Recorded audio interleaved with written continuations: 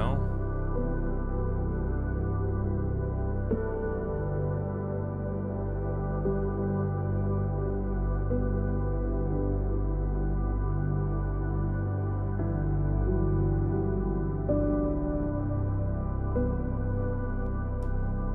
Welcome in, everybody.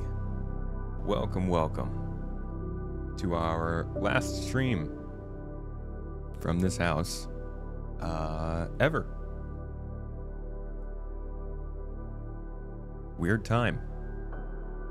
It's been a rather f***ed up day, and emotions are high. Thank you very much. So forgive me if I break something today, but we do still have some stuff to go over. As many of you were here yesterday to see the rather abrupt ending to the stream that was not planned in any way. I don't know why it happened. Actually, I do know why it happened. It's because my VPN was accidentally on, because we can't use stuff here without it. And I missed that. Hello, Skippy. Hello, YouTube. Matt Sully Maverick, Slayer Unloading Whale, and Mrs. Tomots. Thank you guys for being here on YouTube at this time. Not gonna lie to you folks, YouTube is kind of dead for us at the moment.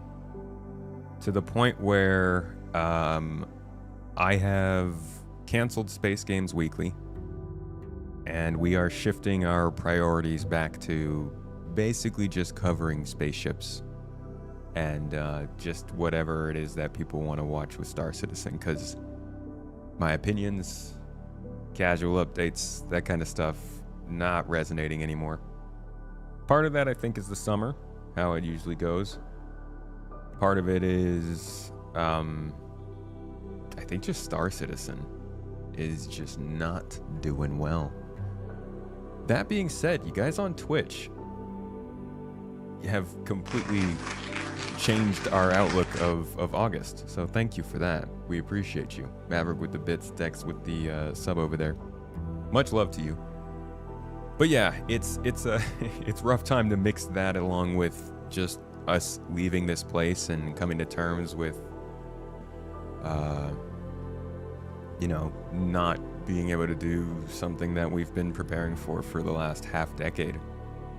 Mrs. Tomato, obviously, saying goodbye to her family is not easy.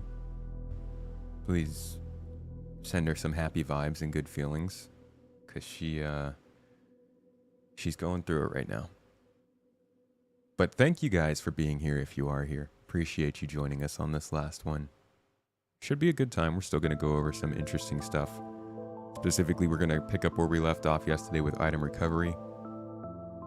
I'm also just going to kind of answer questions if you guys have any questions. I don't have much planned for today. I want to go over Star Rupture a little bit, and then maybe we'll jump into game and Star Citizen and see how things are performing. But other than that, this is kind of just a farewell stream to this place for us. Space Games Weekly was so good and well researched. Yeah. Unfortunately, that's not what YouTube wants. 07s to you guys, though. Welcome in. I see some very lovely names that I always like to see in chat. Space Guy, Lurch Lord, Fasten, Liquid Skies, Ethnification, Yui, Nasty Master. Welcome to you guys. Jay, good to see you, Jay Bartender, Paglamia. Hello. Hope you're having a lovely Tuesday. It's weird to say Tuesday. Not used to saying Tuesday. Arctic Wolf, good to see you too, dude. Fresh Prince. Sensei. Wolf Blitzer. Oh, it's Fola in chat too. Hey, it's good to see you, Fola. I hope you've been well, buddy. Been a cool minute. B5 guy, welcome. Bonius himself. Sad to hear you were enjoying the Space Games Weekly. Hey man, so was I. That was the literal dream. That's what I've been wanting to do with this YouTube channel since the beginning. Just cover space games, you know? They're good stuff. Space games are cool. But between the weird way that YouTube works in trying to create a video about multiple games, and not gonna lie, people's hesitancy to click on my videos just because they're coming from the channel and not necessarily because they have some like something on the thumbnail or title. We're just not there yet. Not my favorite thing to admit, but that's reality. Your business tanks when SC's in a lull. Hopefully they will have an upswing soon. They gotta release Squadron, man.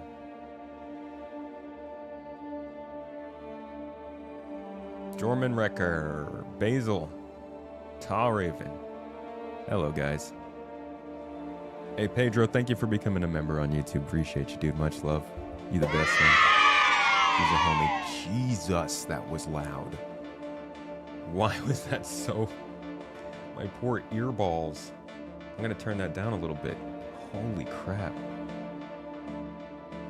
Wish you best, man. New to your streams, but take care. I may get on Twitch. Tactical Jesus, thank you. What a freaking name. Thank you, man. Much love to you. Appreciate you. Basil. Appreciate you, dude. 4 months subbed up in here. 4 months subbed, but definitely a long-term stalwart of the streams here.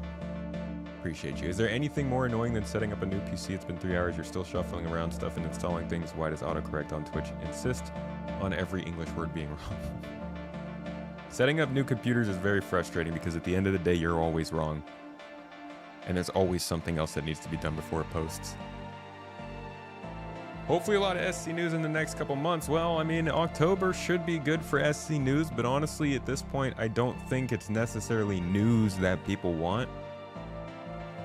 I think they want tangible progress. I think people want tangible, heavily felt progress. My voice lower than usual? How about now? Might have turned it down a little bit. They want tangible progress that is also showing not just content coming in to be enjoyed, but also the actual features that drive that content to move forward. I think people are also getting sick of ships. Not gonna lie. CIG is in a very difficult position. They need money for Squadron, and they've taken too long. As we covered last stream, they're making good money from these ship sales, but I think it's hurting the reputation, it's hurting the community, and it's possibly not going as well as they had hoped. Can't be nuanced, you gotta pick a side, White Knight or Refundian. Yeah. I think the Resource Drive event also really put the state of the game on a lot of people's minds.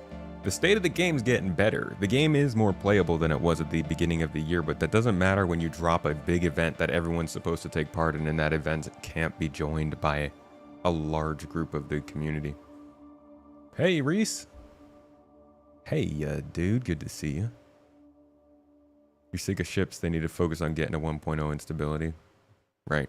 They need something to sell. Squadron. Hopefully the Evo playtest went well. We can get some stability enhancement with Vulcan. I still can't determine if that even happened or not. Or if it is still delayed till Wednesday. I have no clue what's going on with the playtest. I guess I could just look at the avocado patch, but... Avocado patch? Brigadier, it's good to see you in chat, man. Thank you for joining us. Welcome in. It is tomorrow. Okay, so it's still on Wednesday. It didn't actually happen yet. Doesn't help that every new ship seems to be a fighter. CIG would make bank if they dropped a medium to large Argo salvage ship. Hell yeah, they would. But I bet they don't want to put the Argo salvage ship into the game until they know what salvage is fully going to be, so they don't have to rework it along with all the other salvage ships, right?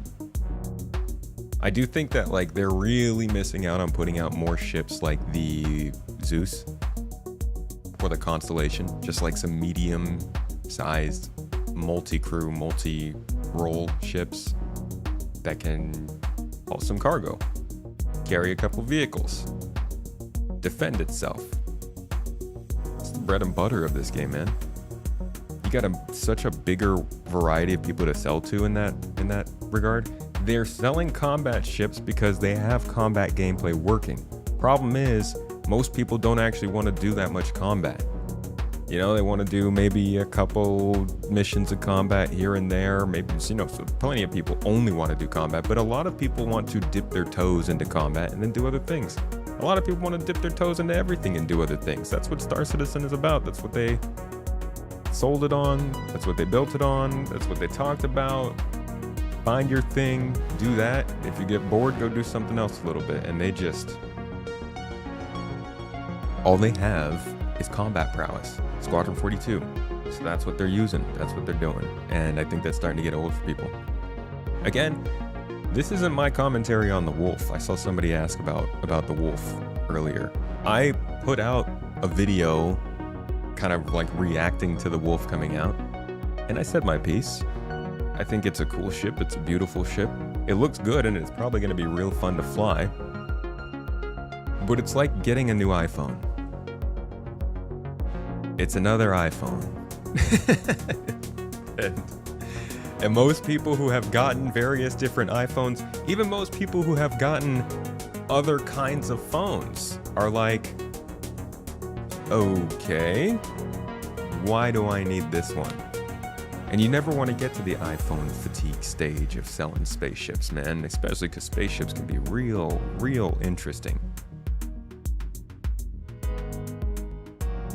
It's not an iPhone, it's a different brand, to be fair. I don't know, I mean, the only other brand that I think would fall into that category would be Samsung, in their Galaxy series. Essentially my point, there have been so many different types of this very similar model that by the time you get to the last one, you're not really all that excited about it. Now these kinds of phones, man, this is what people want. They want a phone that freaking bends in half, right? That's interesting. That's your mid-sized salvage ship. But they're not doing that because Squadron 42 doesn't exist off that. You're just gonna hit that little tail thing off. Dude, my biggest thing.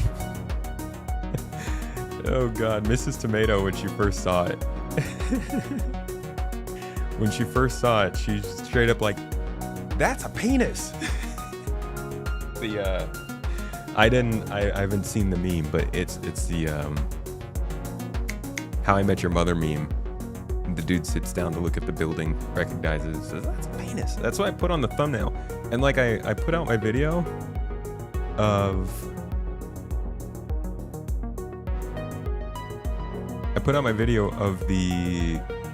with the thumbnail with that guy in the thing and an arrow pointing to the fin, and I kid you guys not, I'm already getting comments on my video of people being like, why are you questioning the ship? But I put an arrow on the thumbnail pointing to the very thing that I'm questioning. Not the ship. The ship looks bomb. But if one YouTuber says one thing, then all YouTubers say the same thing, according to some people. Biggest penis in Star Citizen is the whole seat. Well, we all know that. It's very impressive. Very impressive. Absolutely amazing. Can't say anything bad about it. Rocking that 90s flip phone. Hell yeah, dude. Did Nokia make flip phones? I only knew them for their little bricks, their candy bar phones. Yeah, the fin is weird. It's truly a decision, and I'm not really sure. Like, I like the design of this ship. I think it looks pretty good, especially like the animations and stuff. I just need a full shot of the whole ship. But they removed the keyring, right? They removed the little ring that they were going to put in the back of the ship here because they needed to have an extra thruster that couldn't get shot off. Okay, sure, that makes sense. But I feel like the thruster could have been on the bottom of the ship instead of this fin. And then they could have had the fin integrated into the back of the ship with the little ring thing that they had. It's a weird choice. And I would have loved if they were like, yeah, we added this because it needed to have extra maneuverability from control surfaces, but Instead, it was just because it looked like a boat. The fin is when it's for on water, so it could be a rudder. Is that why we got boat physics? Y'all remember that?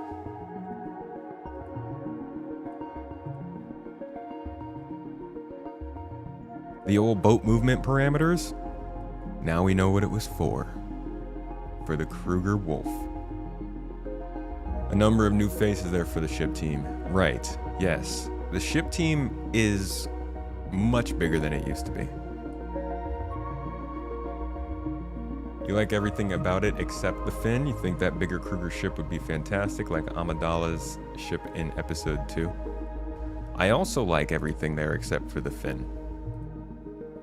Maybe the bespoke guns are a little bit, they might hurt the ship, they might allow it to balance a little bit better and work out a little better, but it's a good looking ship. I do think my expectations of people's interest in this ship compared to what I thought they would be last week are lower. People are clearly more annoyed and over these combat ships than I think even CIG is expecting. And I'm hoping that they don't really have much of a combat ship focus for the rest of the year, but we'll have to see. I'm really hoping that they're going something a little more casual, a little more group focused, a little more run some quests. Like, we need a small version of this Star Lancer tech without maybe the focus on the big ships. It's a smaller version of the Star Lancer Max, which I know, Freelancer, yeah, of course, but I mean like something else from somebody else. That would be much more interesting than a combat ship. What do they have that they could do with that? Let's see. Let's look at their ships real quick. Actually, there's a much easier way to do this. Let's look at their backlog. What is a ship that would really do work for them if they were released? Because this is another straight to flyable, right? They haven't really hit much of the backlog this year. The Apollo, I think, would be a good one. And they are working on that. That one's getting closer. The Galaxy. The Galaxy would... People would love to see the Galaxy in the game. What would you guys like to see as far as a straight to flyable? Like if they were going to just randomly drop a new ship into this game and you were wondering what it might be, what would your biggest hopes be? Did they actually use the term bespoke guns in the video? Yes. Indeed, they did. I believe right here. Let's see. Music, can you drop down a little bit for me? Thank you. The weapons, that's something that not really any other ship does to this extent, where we have the weapons completely hidden in the fuselage, which creates a very, very smooth package.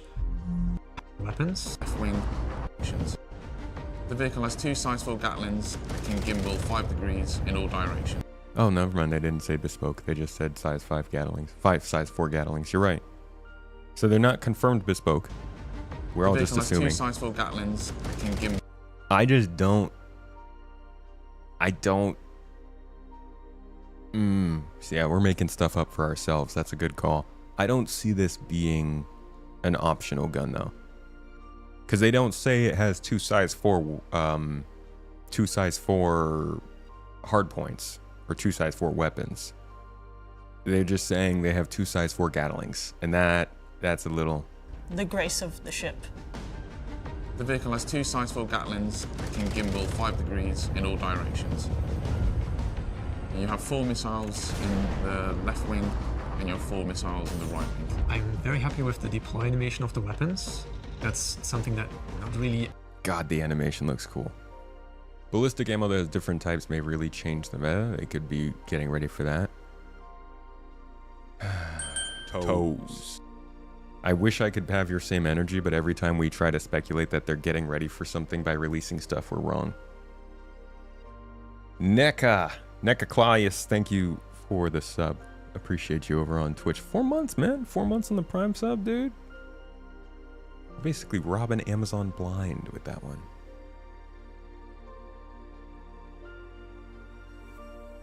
New faces given a small combat ship to start on is becoming a bit repetitive scenario in recent times. It certainly doesn't help this narrative that the game is all combat focused. I'm so tired of pushing back against that, but CIG is not making it very easy these days.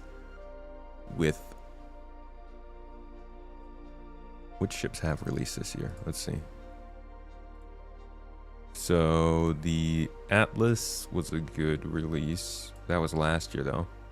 So we got the Hornets, Misk Fortune. That was 1 out of 4 ships. That was in combat focused. 4.1 we got the Asgard, Max, Guardian, MTC, Idris, Atlas Geo, Drake Golem. So that was 1, 2, 3, 4, 5, 6. 2 out of 6. So that's 3 out of 10 vehicles that were non-combat focused. The Atlas Ichthys was combat focused. The Prowler Superior was not. So that's 1 out of 2.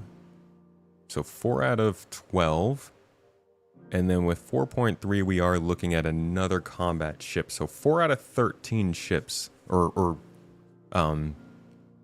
vehicles released this year so far that are not combat focused. And the 4 they've released, this is they're all variants. The MTC is the only non-variant, and that's not a ship. So if you're looking at ships, we could take away the Atlases and the MTC. That removes 3 of them. So that'd be what? 3 out of 10 vehicles that are non-combat focused. No, I'm sorry. 2 out of 10 ships that are not combat focused that came in this year. And the 2 are both variants of other ships.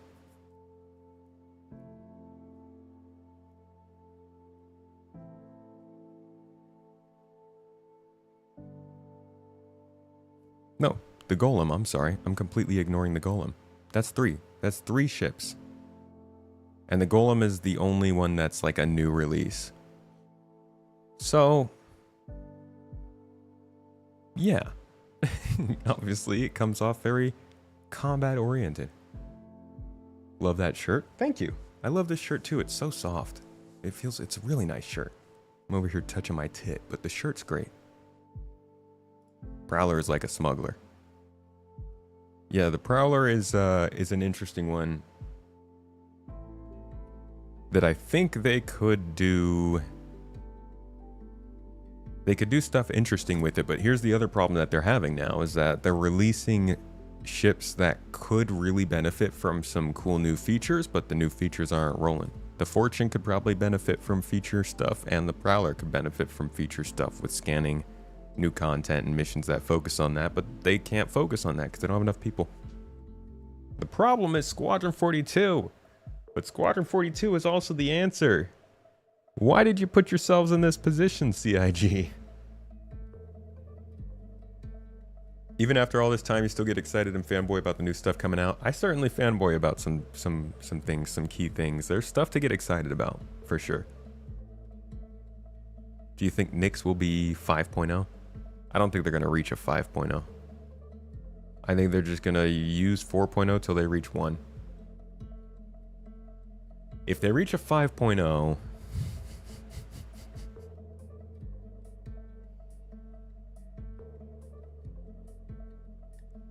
that'll be painful. I hope that they don't go to a 5.0. But no, I don't think even if we did get a 5.0, I don't think it would wait. I don't think it would happen with Nyx. Nyx is going to be sooner than that. How is not Prowler not combat focused? I'm including the Prowler. I'm sorry. I messed up. Yes, the Prowler is not combat focused. My bad. I didn't mean to say that the Prowler was. What I meant to say was that of the ships that are not combat focused, only one of them is original. The other 2 are variants. Variants are popular right now. Can I get a variety of the Apollo? Hey, you got 2 Apollos, man. What do you mean? One of them has more armor. That would get its entire own release these days. How many salvage ships do we have? 3 salvage, 3 mining, like Johnny said, yeah. Any thoughts on when we might get the Expanse? The refinery ship? Brother, I don't even know if they remember refining's in the game. Hello, Nerfly. Good to see you, dude. You're on your day off today. Very nice. Is it as always Tuesdays? Or we just happen to catch you? The Lurch said the Wolf will be the light fighter number 16 in the game. Lots of light fighters, huh? You're probably going to buy the Golem when the Ironclad is flight ready, as it's great to buy in-game for the price. But you'd probably buy it on the pledge store when the Ironclad's in-game. You don't know. The Golem's an interesting choice. I think... yeah, it feels like there's not enough range in mining yet to really validate the Golem as like a widespread use ship. But it is a good, interesting ship. It's got its problems. It's also kind of useful though, for what it is. Isn't a Hawk more medium Mustang a starter? Yeah, I don't know about that. Small salvager still in the works. Good to have as a starter. Oh, you know what? Dude, that's such a great call out. Who knows? Maybe that's our September ship. I think that would really do them a lot of good to be able to release this. Yeah, releasing this would do a good job of breaking up the combat focus, but also it would still be, I think it's just like ships in general are not going to save them right now. The only way ships are going to save them is financially. It's really the congruency of features, getting content to lock together. That's what they need at the moment. This could be a really cool ship. Just, I don't know.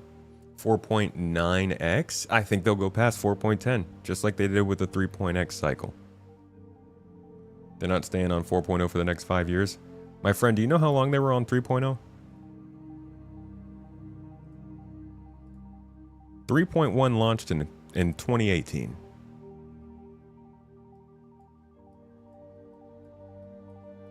.0 launched in 2024, 6 years later. There is no precedent to say that they wouldn't just keep 4.0 going for as long as they need to. Projects are slow right now for you, Nerf?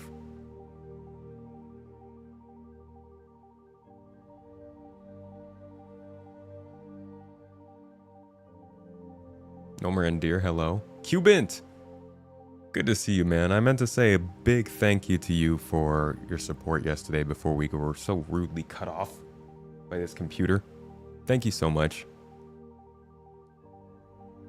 You may or may not know how big a deal it is to support us at this time like that, but it means a lot. All depending on Squadron. Will they let us demo Squadron at some point? People are hoping that they release one this year, a demo for Squadron 42. I don't think they will. They're so cagey about Squadron. I'm going to probably jump into the PTU today, I think.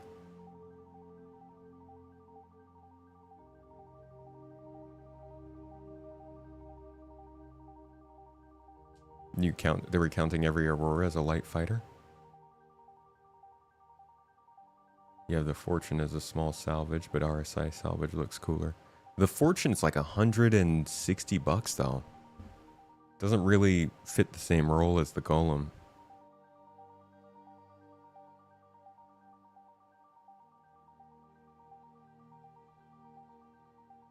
$15's not really representative of what is actually a light class or tuning. Ship production needs to slow down post 1.0. It'll be ridiculous. Yeah, it does. Ship production needs to slow down well before 1.0. We can't go having 800 ships in the game.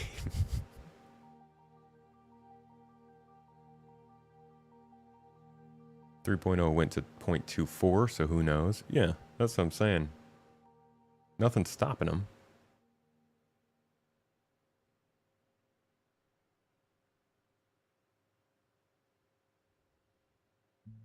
Do you think the medical will get some love before the Apollo comes out? Dude, I hope so. Basil! I don't know why I didn't see this. Basil, thank you for gifting out a couple subs over on Twitch, my dude. Yeah, Twitch is in the wrong place. I need to have Twitch further over here. Much love to you, brother. Hope you're having a good day.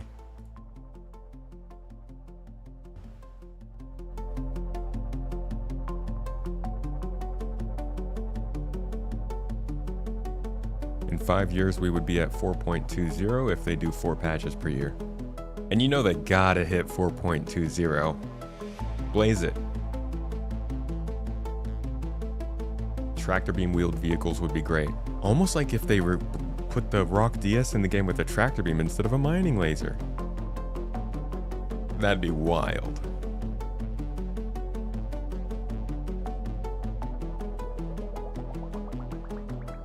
Hey, what's up, Waffle? A bigger CSV would be nice along with the tractor beam.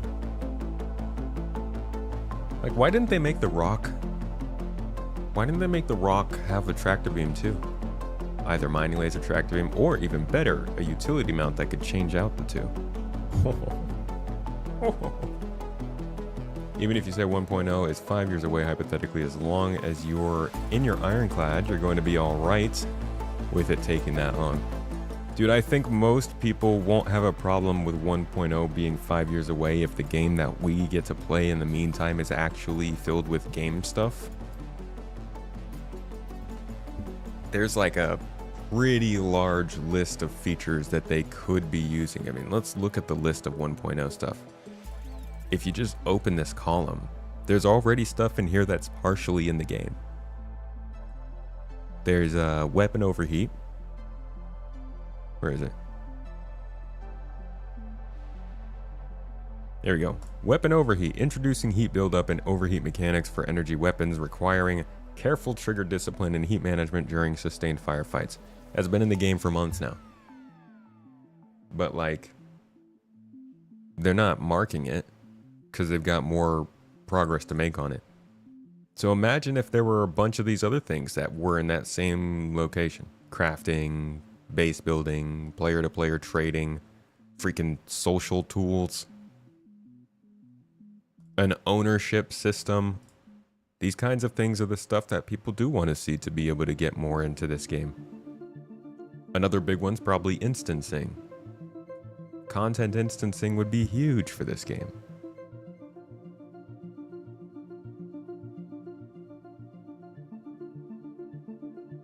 If you had a lot more fun stuff to do, you wouldn't really care how far away 1.0 is. Yeah. Anything they could add, some hunting or fishing activities. Didn't they specifically say no fishing by 1.0? I feel like that was one of the first times they came out and they were like, yeah, we're not doing that. Good job, CIG. That's a good one.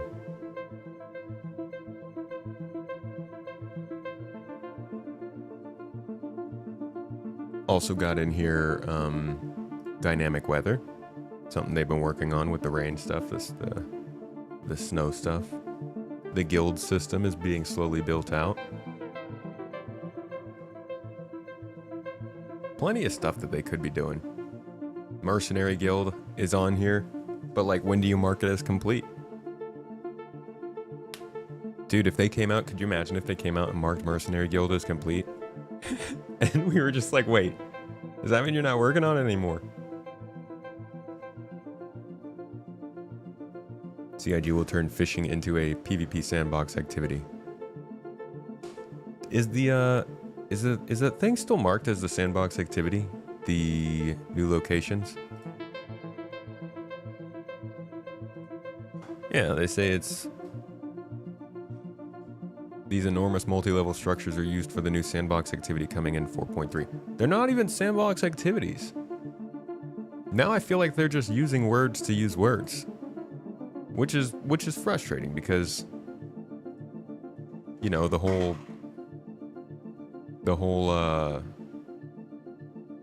events aren't events thing, that's out the door. That's out the window.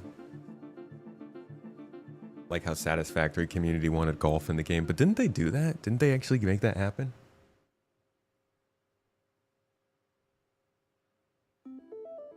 You're looking forward to that as well. A lot more for 1.0. Plus, it'll be so cool flying in your Ironclad alongside the Space Whales at Crusader and going to Levski, Nyx, and Terra. If they drop Nyx into the game, I think people would also be quite excited for a couple weeks before everyone realized that Nyx didn't actually have new stuff in it. If they don't want to riot, they need to get cracking on fishing. Is it fishing? Is that what it is? Is that what they need to add to this game for everybody to feel a lot better about it?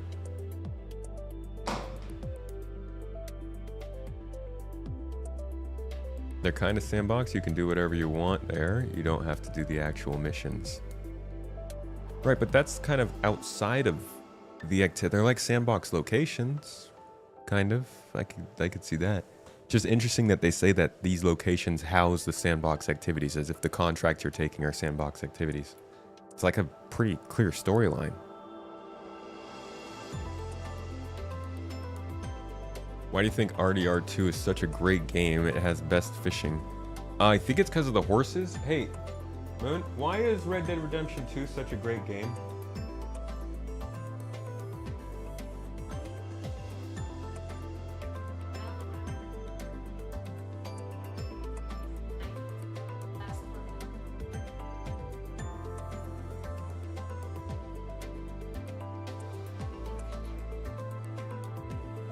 Basically, it's a good game.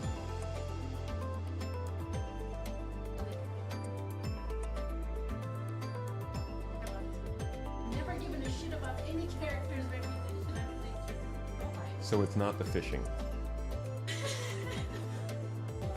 She did love the fishing.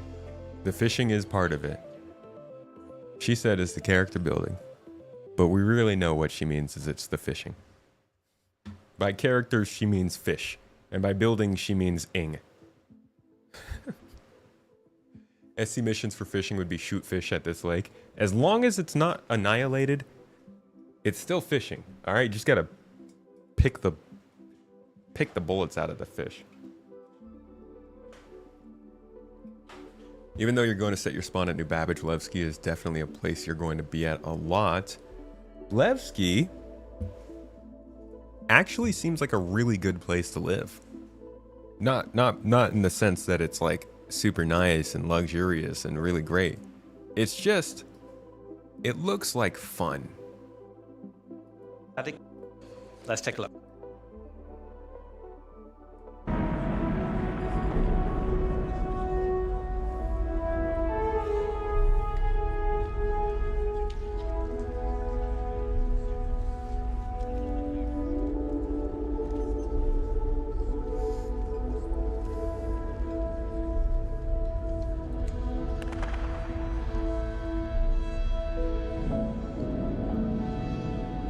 Like, you're basically living on a planet, kind of, sort of like more of a moon.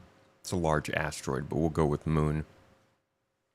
And you can walk around like normal, but then you can just jump off the ledge and fly away. Come on. Who doesn't want to be able to do that? The only thing you need is a breathable atmosphere there, and then it would be like actual magic. Mostly because I don't think this is how gravity works, but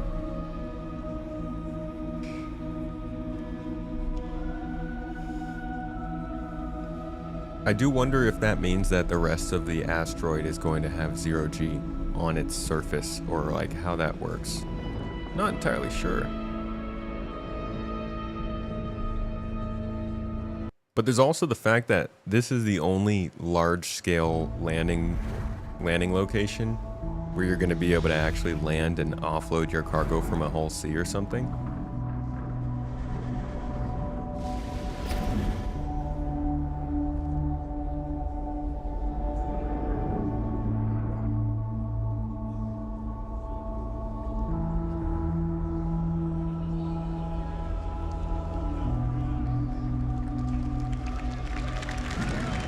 Yeah, cargo! Yeah, let's go, dude! Yeah!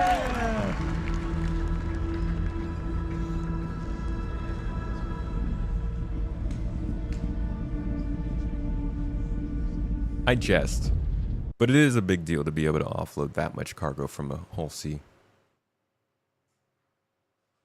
One last time in Turkiye, that's cool. Where's the next adventure, or should I say chapter? We are going home, my friend. We are out of here, heading home, and trying to get our life together, because over here things have not been working out.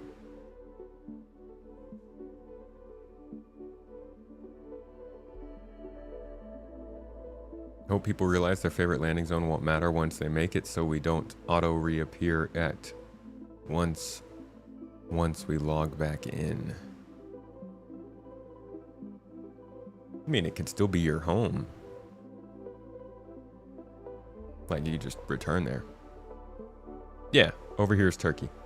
My wife's from Turkey, so we have been coming back here to try and build a life and spend time with family. But to put it simply, this summer, and honestly the last few years, we've been treated incredibly poorly, and it's been pretty abusive, and we have realized that we need to distance ourselves from this situation in order to actually live and thrive and like do this stuff. You guys have seen plenty of times where we don't have the internet or the electricity or the stability to provide you with proper streams. Videos have been hurt by it, workflow has been hurt by it, our ability to grow our own family has been hurt by it, so we're separating ourselves. Not an easy decision. Mrs. Tomato has not been doing well with it, but it's what you gotta do.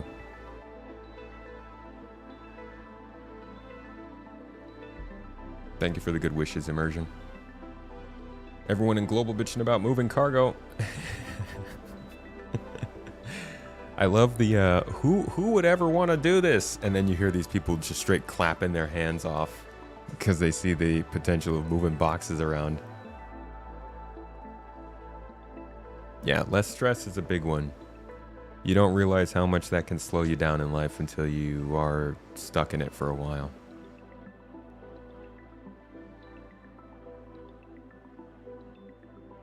Shout out to Mrs. Tomato and all she does in the garden. Shout out to Mrs. T.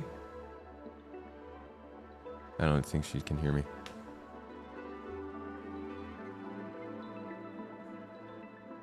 Sounds tough, man. Wish you both the best. Family can be complicated, but hope you get the healing you need. Thank you. Plenty of healing. Lots of therapy. It'll work out. She following you back? Dude, I wouldn't go without her. Love moving boxes in Star Citizen. It's therapeutic. I like doing it with groups. As long as that group, I was going to say, doesn't involve avocado. Avocado can be there. I just don't give him a tractor beam. He's going to smack you around with it.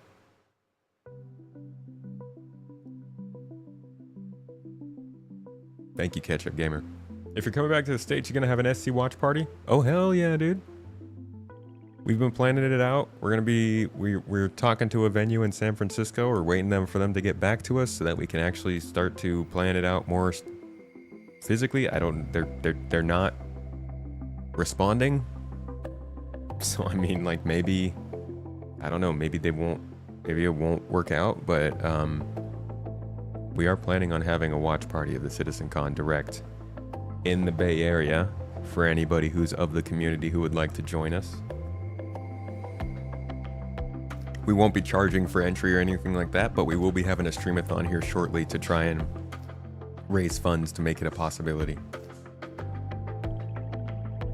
Oh yeah, no, I'm not going alone.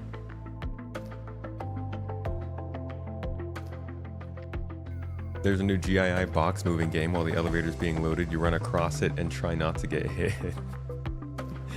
GII, sponsored by OSHA. Envy your memory when it comes to SC data and who said what when. Thank you. I think.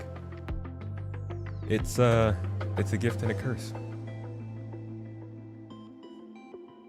Because I don't know, I feel like it kind of sucks the memory I have out of everything else. Originally from Cali, now in Georgia. Enjoy the West Coast. Dude, we come out to Georgia every now and then. I've got family out there.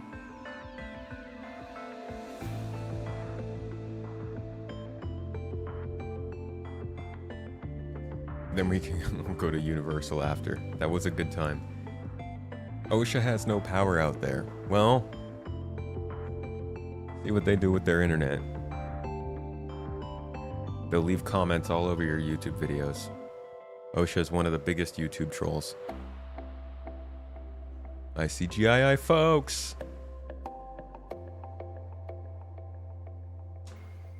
Can't wait for Nyx in December. Waffle! Come on, man. Gil Gonzalez is making cookies, dude. Don't make him laugh and spray his water all over the cookies. Let's go down the river next time you're out. Hoping to get out of Cali for the watch party. Get out to Cali for the watch party? Wait, what river? In Georgia? What river's in Georgia? See, here we go. This spot, dude, I think this would do a lot for people. I think if they were able to cohesively and competently introduce these new locations into the game, and they were properly instanced, and they had some good content to experience, I think these would do a lot for the game. Which will comprise of several instanced levels. So, how do I get to the Municipal Works? The Municipal Works is accessible in multiple places in Area 18. Some will be available to everyone, and some you'll need to unlock with mission progression. As an example, here's a map of Area 18 Central. And as I said, there'll be various access points throughout the landing zone, and some will be easier think I've heard of that river. than others. It sounds like a made-up name. These access points will lead to Get it? transit systems taking you Why is it deep so into the loud, man? underbelly, eventually reaching the Municipal Works. And the Municipal Works will have spaces like maintenance, filtration, and the sewer network. Which is what we're seeing here. It's my headphones It's are a turned very on. exotic place. So down here, it's an open world sandbox for you and other players. These are right around the corner. All right, so in the last 2 minutes, you guys have told me that not only are we getting Nyx in December, but these are right around the corner. Guys, don't play with my heart. All right, I'm fragile. Very similar to contested zones in pyro stations. It's an area to do local missions, like exploration, repair, or even pest control. Pest control. But the That really just means eliminating homeless people for the Hurston folks. main purpose is provide access to the depths. And these will be instanced areas. So, what is an instance area? Well, an instance area works in the same way as an instanced hangar. And as the name says, it's a separate space for you and your group. But why do we want to do this? This gives us the ability to create tailored missions that will provide a mixture of content like combat or exploration or puzzle gameplay, and fundamentally allows us to design challenging, meaningful content. Meaningful.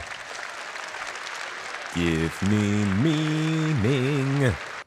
Why do instance zones need to have dynamic server meshing active? I don't know. I guess just because of the way that they've built their instances, they want them to maybe be able to resize the instances as needed. I don't know, man. My head hurts trying to think about it at this point. I've done too much thinking in covering Star Citizen, and I'd love to do more playing at this point.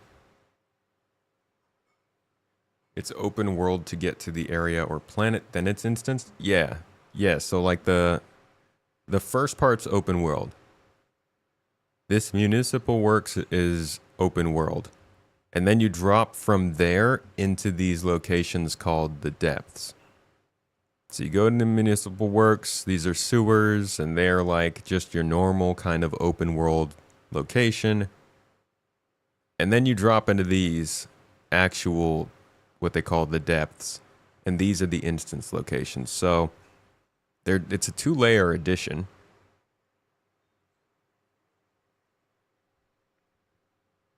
But who knows how it'll actually be delivered. A lot of this stuff changes from concept to the actual design.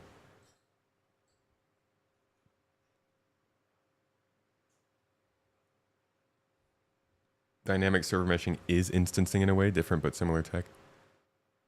We have instance hangars, but how instanced are those really under the hood? Who knows? Yeah? Yeah, I mean, and even then the instance hangars might just be a stopgap. That might be why they work so terribly, you know, because they created that just because they needed it to be in for their cargo stuff, but really the real instancing tech that they want to have in the game is something much more complicated than whatever their hangars are doing.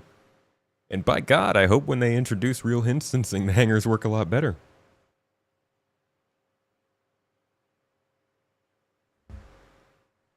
But yeah, I think these locations would be pretty cool. And then we can talk about Castra, which is like, if Nyx is coming in December, which is not my saying, guys, don't quote me on this. I'm not convinced it is coming in December, but that's what Waffle's saying. If Nyx was coming in December, when would Castra be coming? Y'all think they would stick to one system a year at that point? 2024 is Pyro, 2025 is Nyx, and then 2030 is Castra. I have no doubt they're already working on Castra. At least the Planet Tech team is.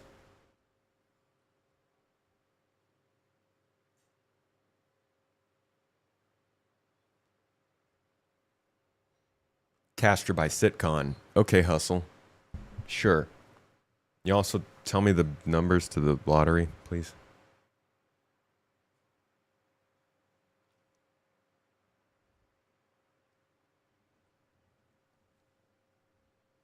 Castra in spring 26.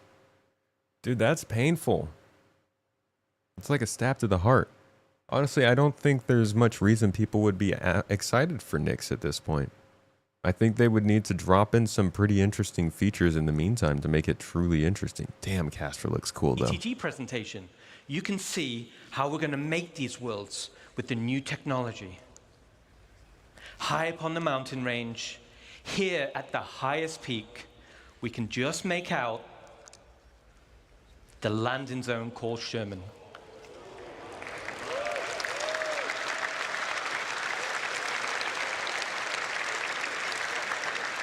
Sherman. Which is fondly known by its residents as the island in the sky. Sherman is currently in pre-production, but I wanted to take the opportunity to show at least. See, it's interesting that they don't ever talk about these systems in the monthly reports. If Nyx was, and I don't doubt that Nyx is being worked on. Nyx is absolutely being worked on right now. That's just the way it is. There's got to be stuff going on for Nyx because it's got to be coming in the next year and a half, I would say. But there's not a peep about it in the monthly reports. Not even from like the art side of things. Sneak peek. Except somebody, you guys were saying that there was some stuff in the monthly report that pointed to Nyx. What was that? Where is that from? Let's look that up.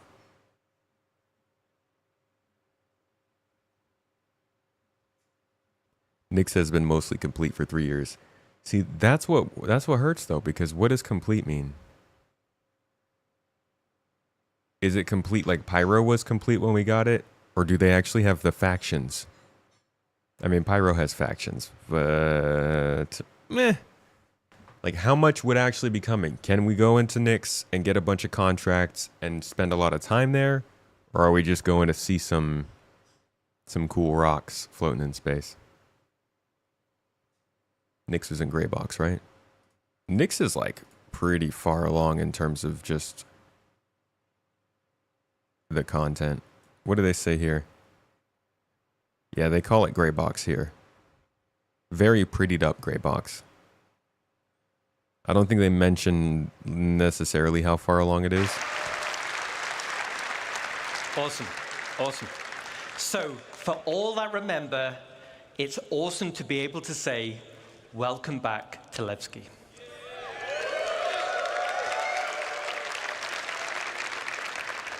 And for new players, let me tell you why it's a cool place. This used to be an old mining facility, which was mothballed and then abandoned. There is an internal network of abandoned tunnels and mine shafts, and these are now populated with refugees, fugitives, and criminals.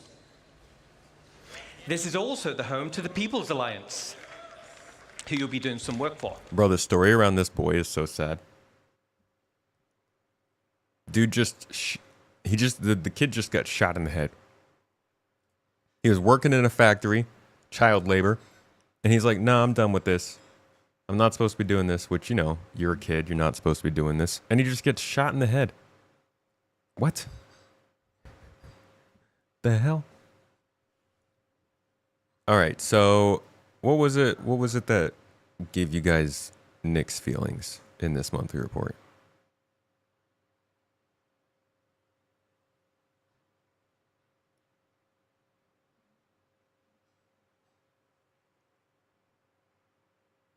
It was Hurston, huh? Wasn't it Hurston that shot him? Narrative. Team began filling in additional details for an upcoming location, honing specifics to help further guide art and design as they populate it with locations and gameplay. They also crafted lore for a new ship seller. This part, the upcoming location to help guide art and design as they populate it with locations and gameplay.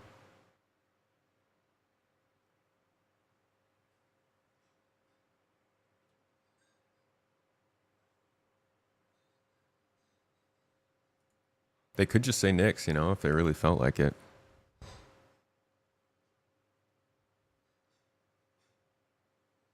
You 100% believe that Nyx is going to be introduced with the purpose of having a blank slate for player housing? I'm guessing you don't mean slaves. I don't think we're going to have slaves in this game. Although Elite Dangerous has it.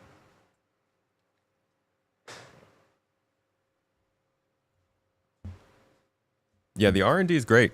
Optimizing engine code and analyzing performance. I think people just want confidence in Star Citizen. They just want to see like full effort going into Star Citizen's development.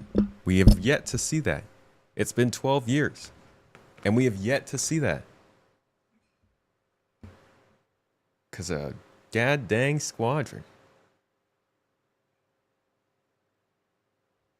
They're not saying Nyx because they're saving it for the surprise. Right.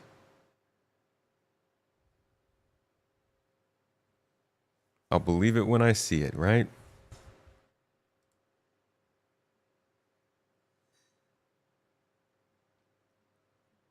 What we can talk about is some good old-fashioned item recovery.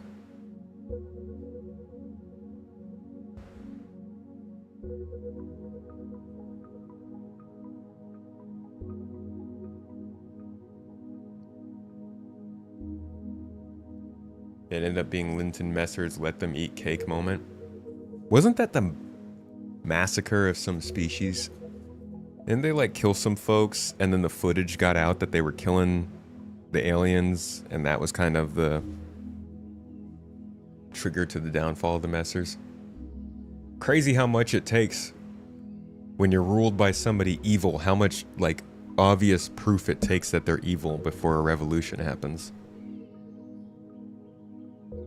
You know, just shooting kids in the head, terraforming an inhabited world, forcing people into lifelong contracts, allowing businesses to buy star systems. It's a slippery slope, they say. Do you guys think they have Vega and Odin half completed for Squadron 42? And that they'll bring it out right after 1.0? I don't.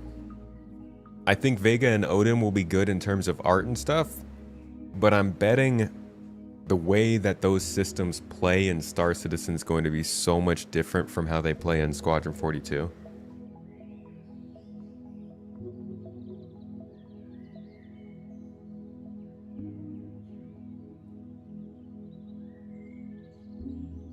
A lot of people will turn a blind eye as long as they stay alive. This is true. No one is working on Squadron because it's feature complete, right? Well, that would be disconcerting. They should start bringing in some of the love from Squadron into Star Citizen. It seems like that's what they're starting to do and what they're starting to talk about. I mean, that's where, like, the combat, all the combat focus is coming from. Just their focus on Squadron.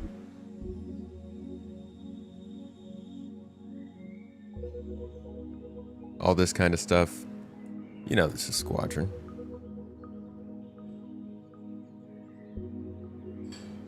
If CitizenCon is only going to be a couple hours, I don't expect to see much of anything.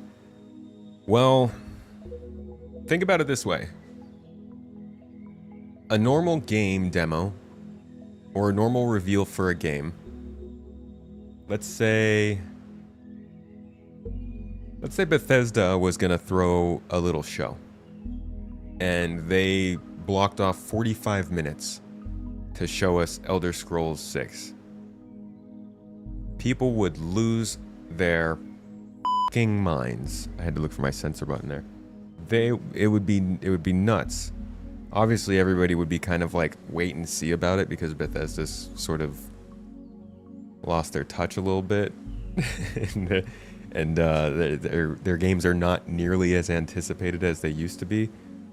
But I'm just using that as a comparison because it's taken a while. We could say Rockstar instead. Let's say Grand Theft Auto 6. Rockstar announced that they were going to have an event in November, and they had 45 minutes blocked off to show off Grand Theft Auto 6. People would be like, oh my god, there's going to be so much. CitizenCon kind of drags out a lot of stuff. A lot of the stuff we get from CitizenCon could be inside Star Citizens, but it makes for a great event when you have 6 hours worth of content to show, or 10 hours worth of content to show. And like they use this to show off, for instance, concept images of UI and social tools that we might get, or half an hour of a cosplay event, which, like, I'm not saying that's wrong or anything. I'm not saying that these things are bad. I'm just saying if you wanted to, you could condense CitizenCon's most important things down into 2 to 3 hours and give a really kick-ass show with a lot of hype. And I think if you focused on the stuff that was a lot closer rather than expanding upon what is Star Citizen 1.0 going to be, or here's 50 minutes of Squadron 42 gameplay, or here is a whole 40-minute panel about new spaceships coming out. Like, if you just talked about the stuff you're actually working on and planning on launching in the next year, I still think it could be a very effective show. And good golly gee willikers, you can tell that they're holding stuff back. There's like no talk about features anywhere in this last 4 months. Just a couple things like the Star Citizen Lives, but there's a lot of stuff that they're holding back on that I think if they packed it all into a digital CitizenCon, it could actually be a really good show for 2 hours. You would love to get into the verse, but you're on the fence, mediocre Mox. Why is that?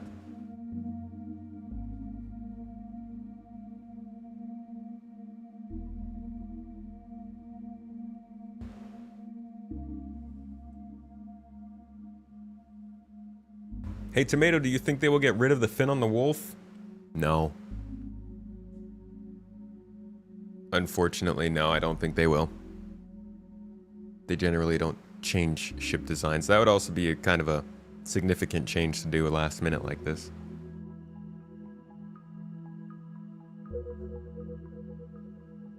If you would like to see what this digital CitizenCon might be like, just go no further than 2022 CitizenCon, where it was just a series of videos released like these.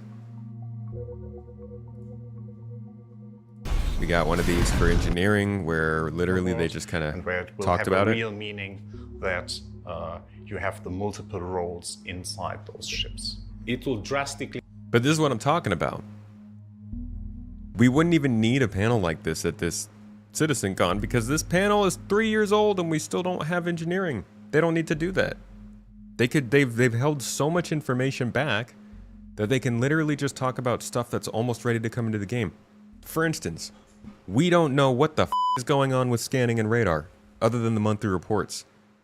But at this time in 2022, they had already been talking about all that stuff in Inside Star Citizen, so there wasn't really much else to share.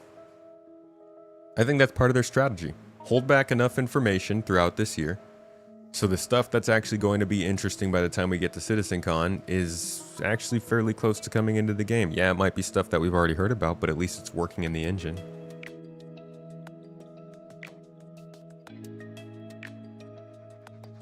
I don't even know what that kind of stuff might be. You could go to the progress tracker and probably find some things. Crafting, like they could definitely just show us crafting, literally working, or base building, actually working. Last year they showed us some dev stuff. This year they could just show it working in the engine via players actually taking part in it. And I know they showed a little bit of that, but that was still... I think they even called it Gray Box.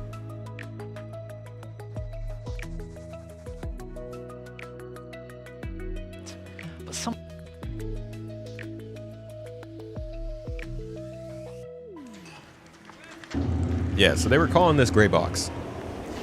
We found very done up, obviously very prettified to look good for the presentation. Location by but like if they actually showed this stuff in a more finalized version of the game at CitizenCon, I think people would be pretty impressed with it.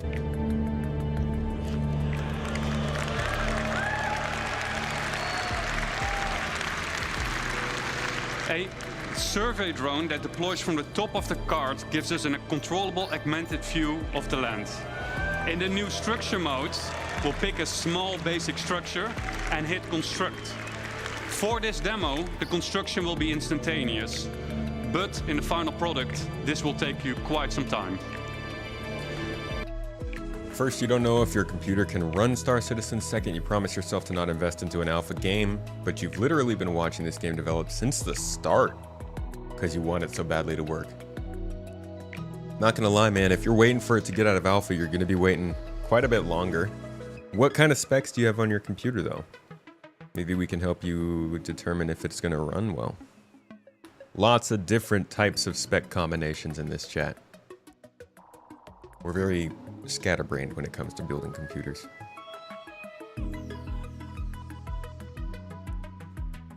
Has anyone acknowledged no crime stats for murder? I notice you can only press assault charges if you live long enough in a fight. No, I haven't heard of that. No crime stats for murder? So like people aren't even getting in trouble for murdering?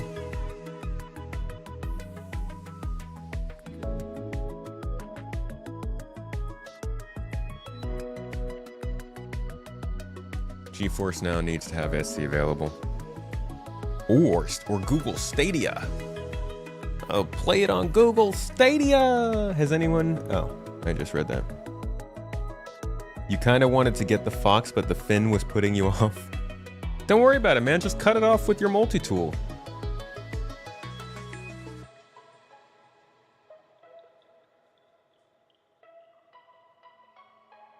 Hard to get too excited for features when you know you might not see that stuff for years.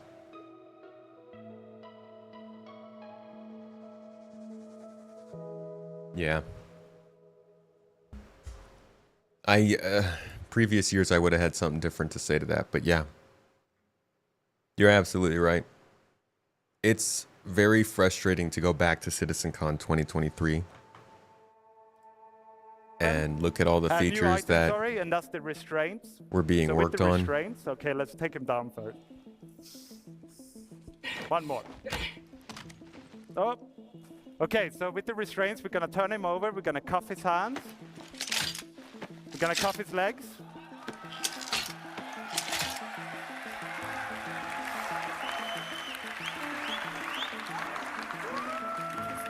Now, if he wakes up, he can't chase us down, right? But he could call out for help. So what we're gonna do... But at the same time, minimizing the friction and the control we take Like, away you can from almost you. randomly So this click in the really was an videos of exercise CitizenCon in 2023 and still find code, features that haven't been animation delivered. to give you the best experience possible. Let's see some of this in action. And you know, pressing buttons has never been so satisfying and fun.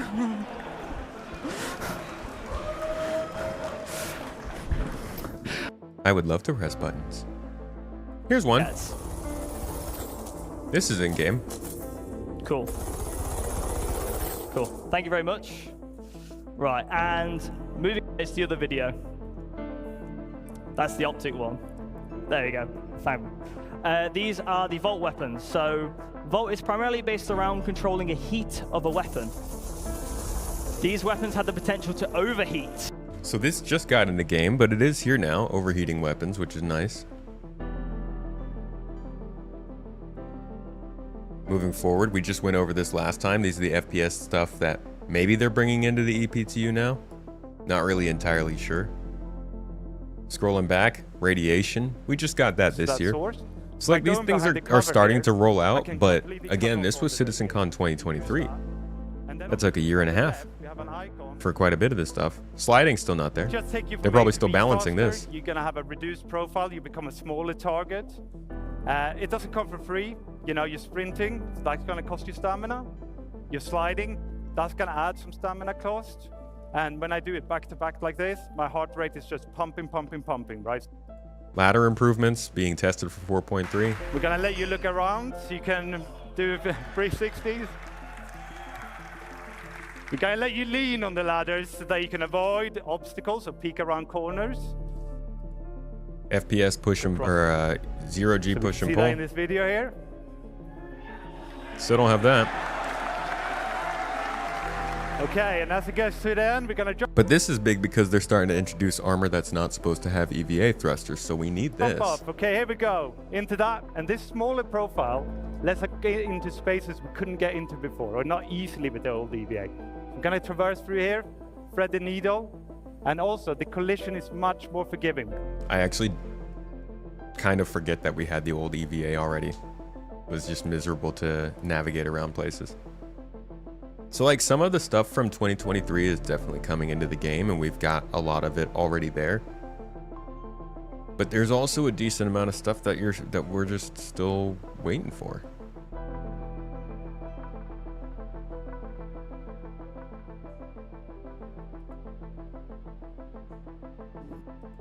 Important that you, as citizens of our ever-growing, ever-evolving, persistent universe, are equipped with the tools necessary.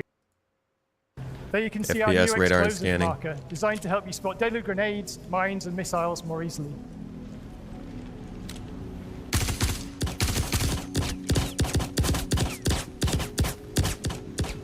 We have heard a lot of work going into FPS scanning. I do think that's something that they're probably wanting to test in EPTU. But some theories are that a lot of this is locked behind the game not being on a nude code base. I said nude code base.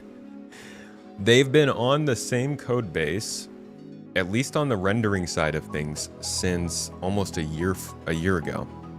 And that might be holding them back, that they can't run everything on Vulkan. Not really sure. We don't really know. Tech debt, you think, is what's causing the majority of features to be MIA. Like you said, Squadron 42 is the priority. You're not 100% convinced CIG will redeploy their team significantly to work on SC, especially if feedback on Squadron convinces Chris to make changes that requires a significant part of the team to remain working on Squadron. Yeah, well, the biggest hope is that they don't release Squadron in a broken state. Could you imagine? all this time, 2 years of feature complete, and then Squadron releases and it's broken. I would melt from the inside out. I would be vomiting out my own hopium. That'd be painful.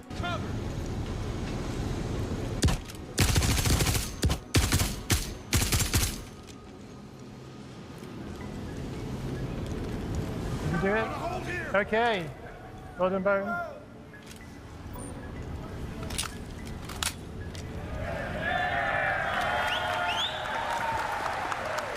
Yo, I'm pretty sure he's scanning and it's not picking up that person.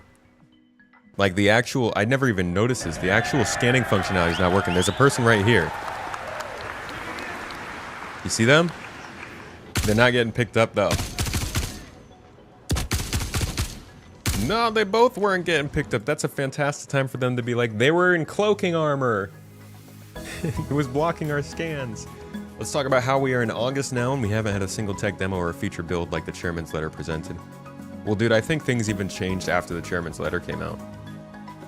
That came out, what, end of December? I think in January they sat down and realized that they needed to make the game work. We got the new star map, isn't that what we really needed? Listen now. The new star map was definitely needed. Yeah, that was one of the worst, most annoying features in this game. But it still needs a good amount of work. Toes. Like I'm not happy at the pace it's been moving since then. Thank you for subscribing on YouTube, Keith Attic. Appreciate you, much love, man. Thanks for bringing some activity over there. You got to do a longer deep scan for people behind stuff. I'm so excited That's to be fair. here today to reveal this to you all. I hope you're excited too. Now, I think we all know the current star map needed on the. Are you Talk about So right here they do the What interior? transition. There it is. So, it's not just the interior map. It's not just the radar. What happens if we just take your mouse wheel and just zoom out a little bit? Keep going. Keep zooming out, all the way out, all the way out. Let's go, let's go. There's that transition. So, it's not just the interior map. It's not just the radar. It is the map. It is one single unified system just across different scales. Welcome, Yozu. And I want... Thanks for coming in. Glad you like the videos. And I'm glad they've been helpful. How's the game been to you so far? We are above Crusader. And at They this have made point, some I good want improvements to the invite game. Don't get me Emily wrong. Hansen onto the stage to talk about the map as seen at this scale. Thank you. Thank you. Squadron comes out successfully. It will change everything for the positive. It will likely change gaming in general. It'll certainly change things for CIG. Are you ready for this? We need that. We need that. Star Citizen needs that confidence boost of releasing a game. Do you want to click on the marker? It's very confusing, but your videos have been super As you helpful. all suspected, Glad to this help. is the star map. I would like to do more guide stuff, and I'm hoping I can get around to that. We'll see. Have a good day, Waffle. Thanks for dropping by. And Colt, thank you for gifting out that sub over to Yozu. Hey, Yozu, if you would like, you can join us on Discord. You now have access to additional exclusive videos that I make on YouTube for supporters. You have access to our live podcast. And if you connect your Twitch account on Discord, you'll have access to our exclusive chat room where you can come and talk with the inner crew a little bit more. Toes Gang. Not actually Toes Gang, don't worry. Just kind of Toes Gang. The current star map needed a bit of work. And we've done that. Now, mapping the universe is no easy task, but we've taken some big steps forward with this upgrade to make it so much easier for you to navigate the stars. Before we dive into the details, let's just take a second to admire Crusader's new look. Bone, why don't you take a look around? Much like the interior map, the star map is holographic. And this lets us add some cool interference effects and details to our planet textures. You can also see our improved player marker and that we're currently at Orison. The player and location markers have merged at this scale because they're so close together. The player marker takes priority, which is why the marker displays the player icon. I think at some point she does acknowledge that zooming animation. And they say something about it. Here? Let's try clicking on the middle button over here. This returns us to our previously selected marker. We're still not solar system. And here it is. Protects moons. So if we double click on that bone, we should be able to see it. And there it is. Bone, let's pan to it and then zoom in so we can see that magnetic cursor in action again. No, maybe they don't mention it.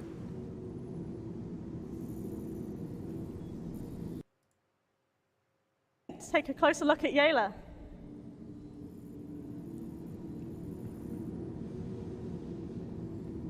Bone. The magnetic cursor does not require us to click on markers. Keep zooming in. Bone, can you keep zooming in? Told you jump into the chair was important for the show. It gave an air of flamboyance. Markers appear without us needing to select. That's probably why I Yela couldn't itself. keep it up, man. Imagine how much easier finding that outpost will be now. Space Games Weekly failed because I wasn't jumping in my chair enough. After 11 years, you finally have a PC that runs the game. Embarrassed to say you spent 45 minutes trying to find the landing pad outside the station. Ended up getting your ship impounded. Dude, that's just the normal Star Citizen way. That's a rite of passage. I'm proud of you. 1.0 is going to come out and the community will be complaining about some feature that isn't in yet. Fishing! It's fishing, man!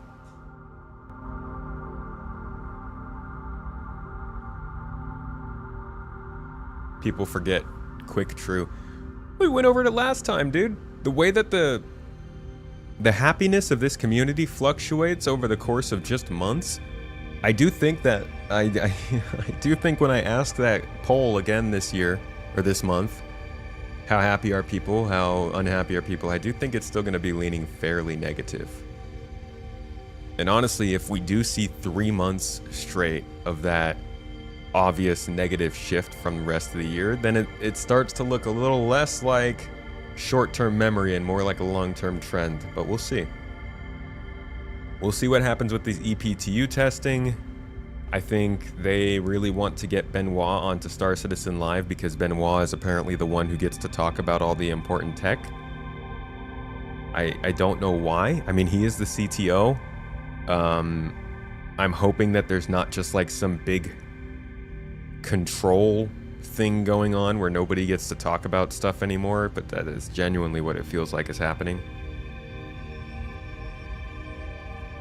We have not had a single chance to bring another CIG dev onto the podcast since we had Yogi on.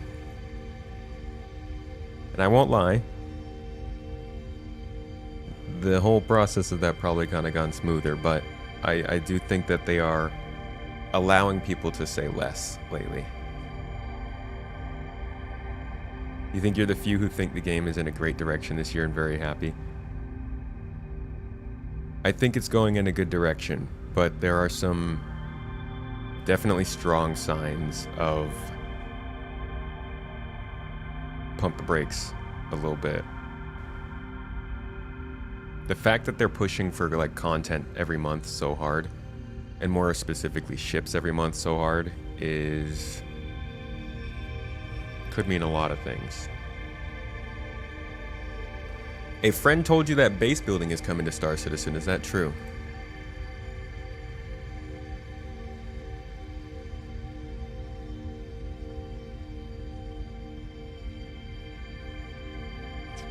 Someone sold me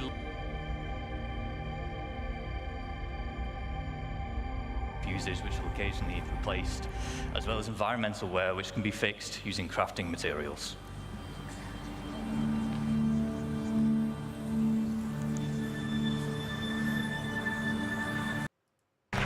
We'll pop into our construction AR and we'll get down a generator, we'll connect some buildings together just so we have a place to call home before we begin. Where can you watch the podcast?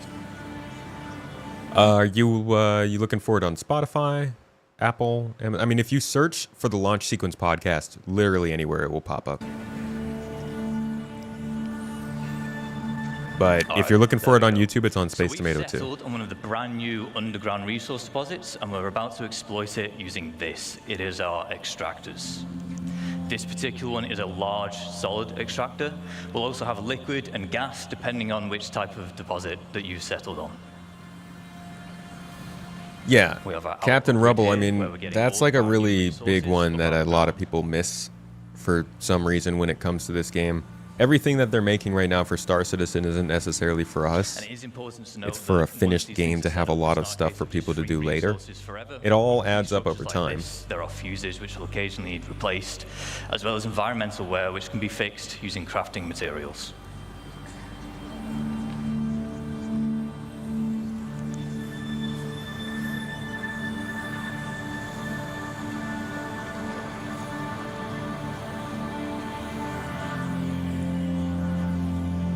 So this is all part of their base building initiative. All this stuff is representing things that you're supposed to place and manually be mining and controlling yourself.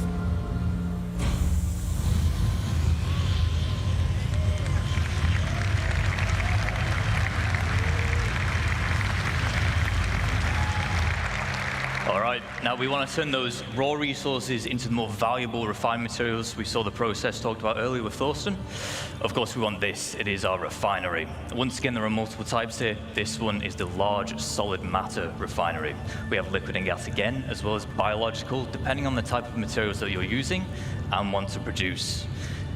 Biological refinery for those your enemies' bodies. Refinery has input and output grids. For input, as you might expect, it's for the resources which you're going to consume, and then the output is for the resulting refined goods. This is a terminal where you would select which blueprint you want to use, and therefore which type of refining method you want. So if you build these bases in a high security area, it will never be destroyed. It can't be touched by other people.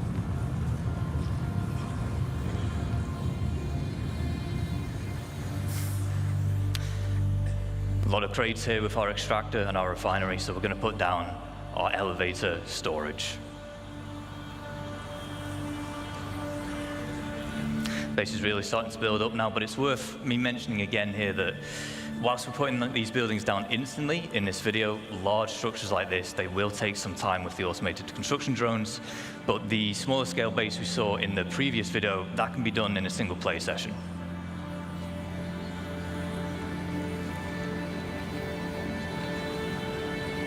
It'd be cool if a base went into a salvage state that AI would start to spawn in and then turn it into a temporary POI. That goes away after a few days or something. Pretty sure they confirmed that. Benoit said something about like bases will go into disrepair, kind of like how they do in Dune, and they can be inhabited by NPCs. As quick as possible. I do not remember what Base building, we're the introducing details concept around that of are a though. Freight elevator network. What this will allow you to do is it will allow you to link multiple freight elevators together, and in turn they will share the same storage. So as we're doing here, we'll deposit an item on freight elevator A, and then we're retrieving it on freight elevator B. There is a distance limit, but you can daisy chain the elevators together to extend that, and it has to all be contained within the same base. He moved the box! He got the box! Let's go! Yeah! Oh, that didn't snap on the grid. Now, as we expand, we might want to invite more people to join us. This is easy to do. There will be permissions that we can set up, granting people access to our base, and they can even build their own structures if they wish. So yeah, it is planned, but obviously it's not anywhere near in the game. It's not available to us at the moment. But can confirm it's part of what they want to do, at least. How else do you think double dogs get made? Dude, I don't know. I thought they I guess I should have assumed they were human. It's the most populated meat we have in the game right now, right? We only just got cows.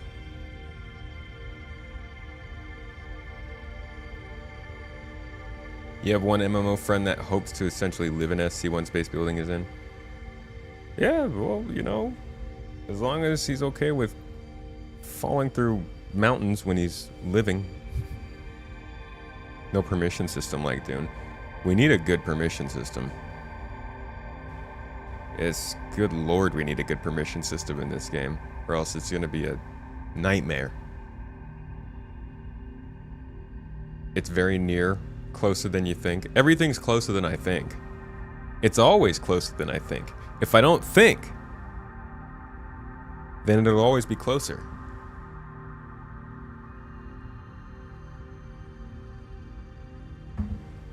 Yeah, my dad works at Nintendo. He told me that base building is almost done. All right, let's talk about one of the bigger pain points this year. I think it's a pain point in the sense that it interrupts a lot of people's gameplay, but I do genuinely think this is part of CIG's push for playability, in the sense that it does improve the flow of the current broken loop in the game, which is that, like, you could just die from a whole bunch of stuff, and nobody really gets any sort of consequences for making you do that dying. So they introduced item recovery. Good old item recovery. And this, oh boy, this lit up. I mean, you could just look at the reactions on this post. More upvotes than downvotes, more thumbs up than down, thumbs down, but like there's a lot of thumbs down. Face palms, clown emoji. What else is there? Here's a little poopy emote. Here's a butt. It's a nice butt though. A cactus, you know what that means. I don't know what that means. Here's somebody throwing up. Nope, this is somebody about to throw up. Here's somebody else throwing up. It's interesting, they threw up before they got, it's like they threw up and then they got nauseous again. That's just the worst kind of experience. If I'm gonna throw up, I wanna feel better afterwards, right? Imagine just feeling the absolute worst. Too much alcohol, okay, I'm gonna go throw up. Blah. Oh my god, I feel more sick now. That's not what you wanna be. And if item recovery makes me feel that way, then I'd be unhappy too. But they got that tier 0 out first back in, I think, April, March, sometime in 4.1. And what this item recovery did was it stated that you were going to respawn with the exact gear that you had equipped at the time of death. So anything that was on your body, including weapons, armor, magazines, and med pens, ensuring that your core loadout is retained, would be lost. Wait, no, wouldn't be lost, sorry. But items stored in your inventory, such as your backpack or other containers, would remain on your corpse and be able to be looted or retrieved. Now, most people that did not like this, in my experience, were the people who were doing the looting, right? They wanted to have this stuff off of other people's bodies. And I will admit, I don't even kill people, but when I come across somebody else who has died, I'm like, hey, they got cool stuff. Maybe I can pick it up, but I can't. And that's disappointing. But I think a large amount of people were looking at this from the other angle of being people who fall to their death a lot, or go outside without a helmet, or crash into the ground while they're flying. You may notice that I'm describing things that I do a lot. But there's also like people who die from glitches and just other weird things that happen in Star Citizen.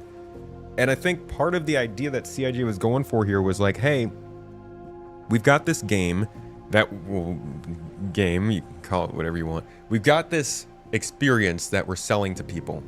And a lot of times this experience gets completely destroyed because not only are people dying from weird stuff, but they are also taking forever to get the stuff back. You have to go to the shop, you have to get your weapon, then you have to go to another shop, maybe get your ammo, then go to another shop and get some armor. Or if you're smart, you do all three of that at one shop. But I can't do that. I'm not smart. I don't read. So they decided to make this rule where your stuff would respawn with you, and you would lose some of that stuff, but the stuff that's hard to earn, you'd get to keep. So this first version, T0, they said items stored in your inventory will not be protected and will remain on your corpse upon death, available to be looted or stolen. Items such as magazines and med pens that you have equipped can be looted. However, you will respawn with these items, as duplication concerns for these types of consumables are less concerning. T0 item recovery applies to all forms of respawning, whether in a med bed, on a ship, or your assigned landing zone. To ensure that your weapon in active use is secured as an equipped item, it will automatically be stowed to your holster upon death. If you die within a landing zone, you will respawn with both your equipped items and your inventory. With T0, you will respawn with your previously equipped gear already attached to your character. That's the main reason they did this. Because they want people to still have their stuff when they die. Now, obviously, that creates a problem for duplicating, and that's why they've made it so that stuff can't be looted. But this was always supposed to be a temporary situation. Something to just help while the game kind of sucks at helping you out. But if you look at the recent monthly reports, first in May, they gave us this little statement of non-statement. They said item recovery is currently progressing. Oh, with tasks for tier 1 progressing. Okay, that's great. You skip June because there wasn't really any news there. But if you go to July, just recently, we just got this last week, you see another update on this. Somewhere around here.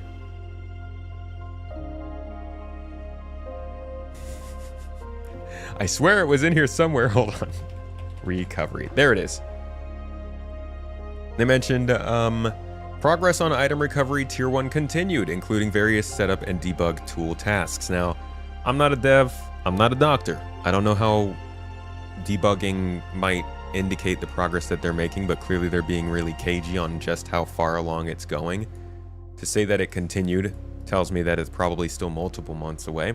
And most people, myself included, were hoping this would be like a 5 to 6 month, maybe by the end of the year stopgap. And I'm still hopeful that tier 1 comes in before the end of the year because it does change this up quite drastically. Go back to tier 1 of item recovery. All of this is subject to change as they figured out more of the details, but as of this announcement, what they were saying was that tier 1 would be focused on introducing the ability to register your gear and ships at kiosks or ASOP terminals. The first point of this is the personal loadout, saying that players can register their equipped items which can be reclaimed for a fee at specific kiosks or freight elevators. This is a money sink. This is an important part of the economy, so they've got to get this right. Because this also kind of factors into the ownership system, which is a big Star Citizen 1.0 feature. It's around here somewhere. Ownership. I think it's paired up with the slaves to the deliverable. Ownership, implementing a robust ownership system for items, vehicles, and more, including the ability to transfer ownership both legally and illegally. Guess what this would be? Illegally. So the next part of it saying that you could brick items. Once an item is looted, it remains usable until the original owner reclaims it or marks it as stolen. That would obviously require some kind of ownership system. At that point, a dead man switch is activated, meaning it will cease to function after a specific period of time. Let's go back to their Star Citizen 1.0 discussion, where Rich Tyler kind of lays this out in terms of spaceships, giving people a little bit of a clearer idea of how this might work when it comes to stealing a ship. Okay, so first up, let's discuss ownership. All ships and high-value items that you own will automatically be assigned to you. This means if someone steals your ship, you can mark it as stolen, either via an insurance claim or in your Mobi. This will then trigger a dead man switch on the stolen ship, meaning it will cease to function after a period of time. But what options does this leave as a pirate? Well, you can still salvage it. You can tow it back to your fabrication hangar to dismantle it. Maybe I'm not a pirate. What if I'm just a scavenger? Right? Resources. Or if you have a high enough rep with the council, our criminal guild, you can get the dead man switch disabled and pay for a new title deed to become its new owner. So there are some opportunities that this kind of a system allows for, but the most important thing that is happening here is basically they're allowing things to be looted again. It's just that now they can be marked stolen. I would be interested in knowing how often NPCs will pick stuff up off their bodies, because we know that NPCs will pick stuff up off other NPCs. Will they pick that stuff up off us too? I kind of doubt it, but it'd be interesting. Another thing they mention here is that ships and interiors, along with their loadouts, decorations, and locker contents, can also be registered. Very similarly to the items and stuff that we're registering on our bodies. They can then be reclaimed in the state they were previously registered at ASOP terminals for a price. There's that fee, that money sink again. So again, this is an important part of not just looting and item ownership and persistence and risk, it's also part of the economy. They go on to say, while a looted and or stolen bricked item is no longer usable, you can still sell them for credits. So even if somebody does mark something as stolen, you're gonna have to find a specific vendor, or maybe you find a, like the, what is it called? The council guild, the opposite of the mercenary guild. You have a good reputation with them, you have access to their shops, you can sell stuff that is marked as stolen and they won't care. Pledge items are auto-registered and will never lose their registration status. So that indicates that if you do get something in-game, whether from something like Wicklow, or buying it from a shop, or finding it on the ground, looting it from a dungeon that you've gone to, if you do not register it, it won't be auto-registered and you can lose it. Ships, items, armors, weapons, that's what a lot of people are scared for. And that's why they did this whole thing in the first place, because that was true for everything in the game. Anything that you had, you could lose it and not get it back. That included stuff that you were buying on the real shop. So you would literally go and spend cash on something, and then you drop it in game, and you just you might not see it again until they did a reset and they did a wipe, or you, at least before, did a character reset. So that was a big reason why they wanted to take away that whole risk. And now with Tier 1, they want to bring it back in with the caveat that you actually have to, you know, actively register that stuff and make sure it's protected. They finish this all up by saying, with Tier 1, you will no longer respawn with your preserved gear already equipped. You will need to visit a location, such as your freight elevator, to reclaim your registered items. We are developing a quality of life feature to allow you to re-equip your previous full loadout with one auto-equip button at this location. That was kind of a big part of the whole lockers thing, ship lockers, suit lockers, the idea that you could put all your stuff down in an inventory on your ship or something and then press one button and you would equip it all together. This was a pushback against the complaint that it takes so long to get all of your stuff together, to get everything equipped.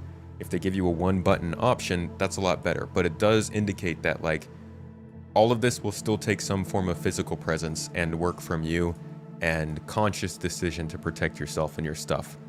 I think this is a phenomenal system, but this is only part way through. This is just Tier 1, and we're just talking about this because Tier 1's the next step, and clearly it's being worked on actively. But Tier 2 would introduce a way to restore previously bricked items for a price. This is something that's a little bit more interesting to the people who are actually focused on stealing stuff.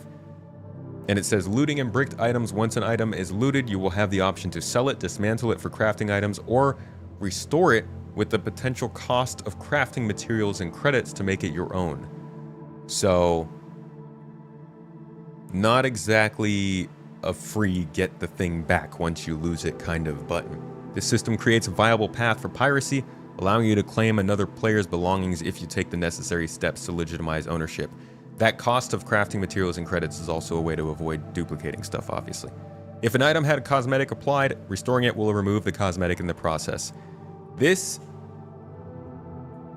has a ramification that's only more clear to us since the June monthly report, because we've now realized that they are creating a system that allows cosmetics and items to live separately from one another, probably getting ready for their blueprint system, which is key to crafting, and hopefully making it a lot easier for you to just like swap stuff out on whatever it is you're using.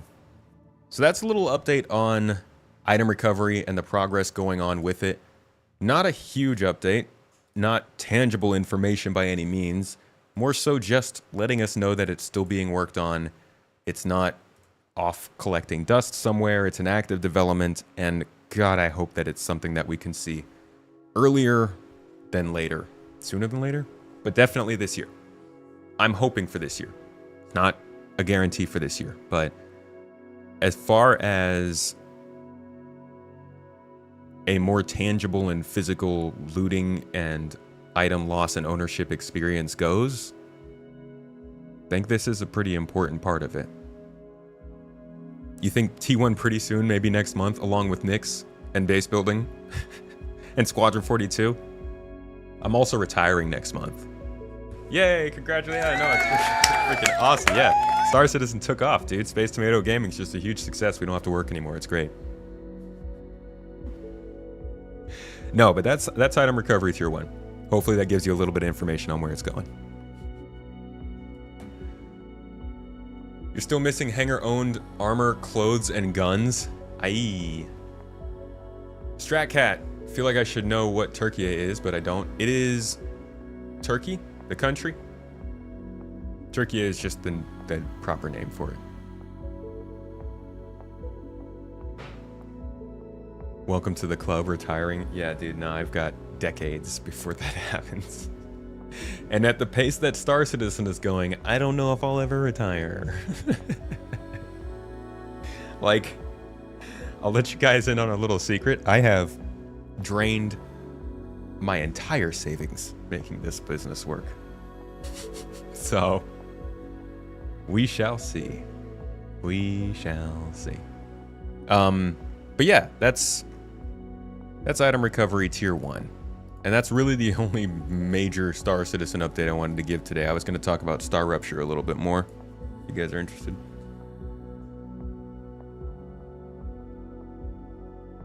You retired last year? Dude, congratulations.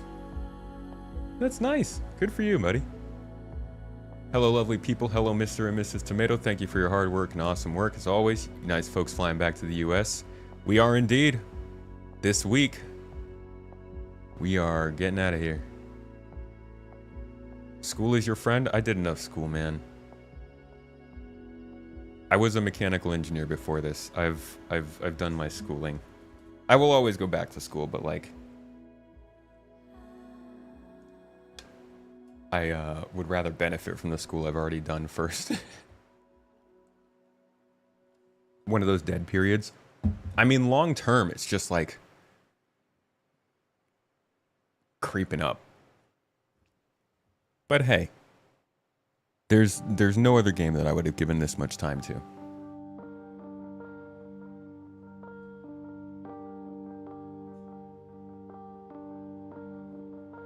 You think true retirement is just deviation to that which you truly wish to do? Yeah, I wouldn't really actually mind just continuing to do space game journalism for the rest of my life. It's a good time. I don't necessarily have to retire from this.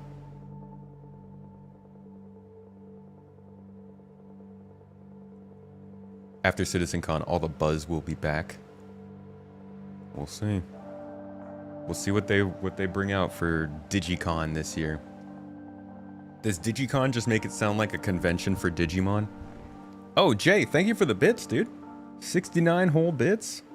What are you, Maverick in disguise?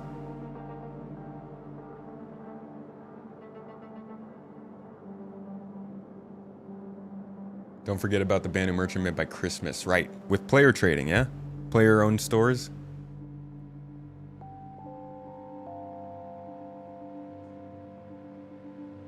Digimon Con.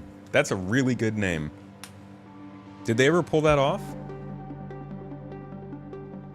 Maybe you should retire from being so negative, bro. I can't, man. It fuels the flames.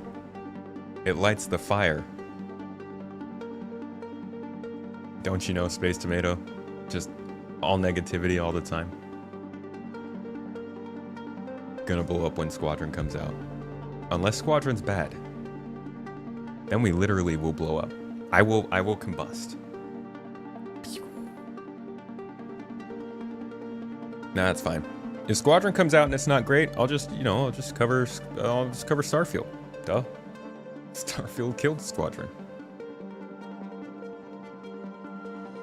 Feels like August just started for you. Yeah, we're like almost midway through August, huh? That is... Holy shit. We're almost midway through August already. I'm just excited to be going home, man. 4 more days, folks. Although this is the last stream. That's why it's a big, you know, goodbye. Thank you, everybody, for being here. You will literally never see this again. Is my camera moving? This will be this Squadron 42 patch. I'm gonna find somewhere for this in the new place. Not the new place, in our actual home. I'm gonna find somewhere for this, and it's gonna love its new home, and it will sit in that exact same spot until this game comes out.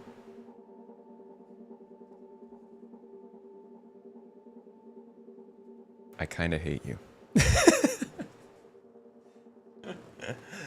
Love-hate relationship with Squadron. No way it's not great, at least an 80 on Metacritic.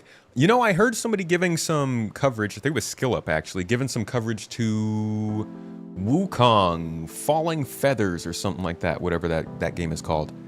And he said it came in at around a 72 or 73 and he called it solid.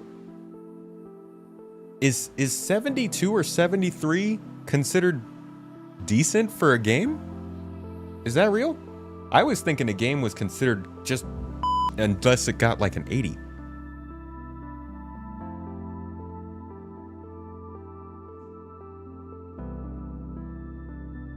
You guys are moving? Yeah, we're done. We are leaving this house behind and never coming back.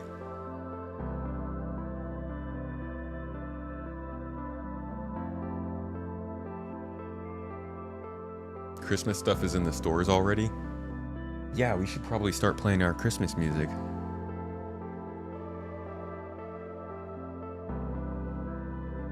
What setup do you prefer working from, Turkey or US? Oh, US by far. I can't even access Discord here without a VPN. We don't have, I mean, we don't have consistent power here. We don't have consistent internet. We don't even have consistent water. We have a list of reasons for why we're going back. Anything above a 5 you would consider playing? You mean technically it's a pass? Yeah, I get that. I've loved games that have been rated very badly. I'm sure the Star Citizen wouldn't get a great rating if you put it on Metacritic right now. So, you know, not to say the viability of playing it, for instance, but the idea of success in quality. What would you guys say is like your number? In the olden times, a 70 was a good game, 80 was a masterpiece, okay? You remember when 70 was an okay game and 80 was a great game, 90 was game of the year? Yeah, I do remember that too. But that was in the golden age of gaming. What are we gonna do? That was when we were getting bangers like Battlefield 3, Mass Effect 2, BioShock, Assassin's Creed Ezio trilogy. Just, Half-Life 2, Orange Box, all kinds of good stuff. Blinks? Anybody else play Blinks? I can't be the only one. Did you guys play this game? Hold on. This is Blinks, the Time Sweeper. There it is. Hell yeah, dude. You played as a little cat with a time vacuum. This was Game of the Year material, dude. Give me a better picture of this. Hell yeah. Look at that smile. Look at that shit-eating grin. That's I'm winning this year kind of grin. Oh, I missed the 2000s of games. That was fun. But that also probably was just so much fun because I was a little kid. And I was just playing whatever dropped onto the Blockbuster shelf.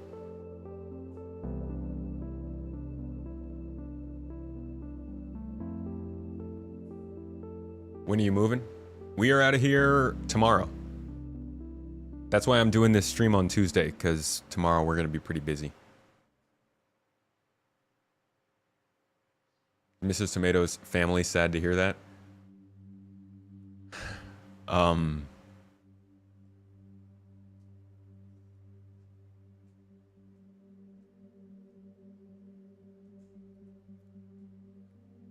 I genuinely don't know how to put this.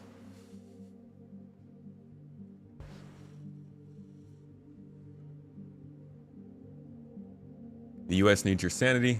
Might bring up the average. Yeah, well, you know. Look at me, man. dedicated our career to Star Citizen. How sane is that? You think 70 is just average, so probably bad fail if the game is big budget to the AAA companies? Yeah, I think if Squadron 42 specifically scored in the 70s, it will get lambasted. It has to be like an 85 or above, which is a lot. That's high expectations, but honestly, that's their own doing. That's on them at this point. I take no responsibility for those kinds of expectations. None at all. Completely disregard my part in that. I'm kidding. I know it can get less than an 85, but I do think that a lot of the success of this game is going to depend on how it's received in reviews. Much of today's gaming sphere is determined by word of mouth, but I think it's gonna be, they're gonna need to have a good public reception. Plenty of people will view it negatively no matter what. Hey, what's up, Ananzi? Check it out, it's Tuesday stream, dude. Don't worry, it won't happen that much.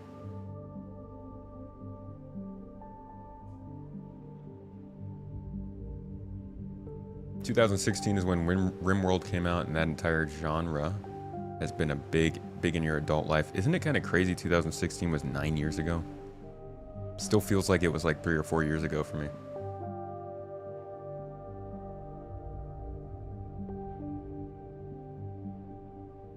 In terms of like the stuff that released, at least at that time.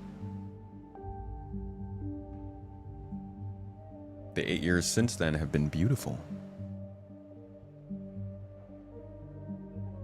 Congrats on your move, good luck. Thank you, Tristan.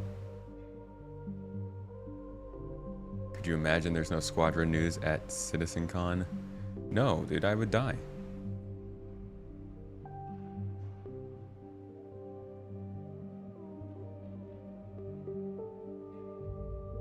Yeah, fish sticks. You are right about that. No problem, Zamotic. It's all good. We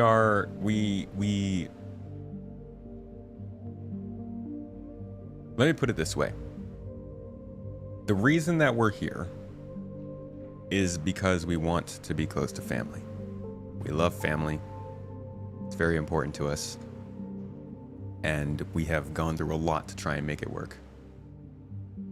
The reason we are leaving is because all of our efforts have been for naught. And it's ridiculous for us to be putting so much effort into trying to do this when we have a place back home that we're actively paying for and just kind of ignoring, and like we have good services and good utilities and family love and all that kind of stuff, and it just doesn't. So yeah.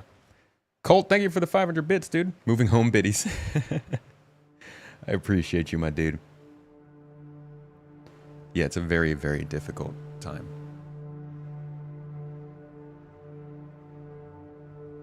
Certified Gumbo, you're the first person who has acknowledged the peen joke with the wolf. The thumbnail was Mrs. Tomato's idea. It's very good. It was top dollar. It made me crack up. You think Squadron will be in a 90 in the reviews and a 50 in the user reviews?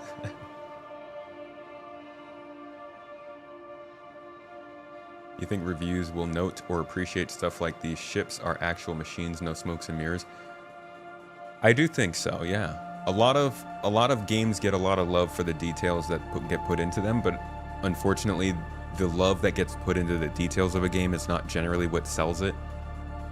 It's like the big features, the good story, the good writing, and the bombastic presentation that generally seems to resonate across the really wide audience, as opposed to just the space nerds.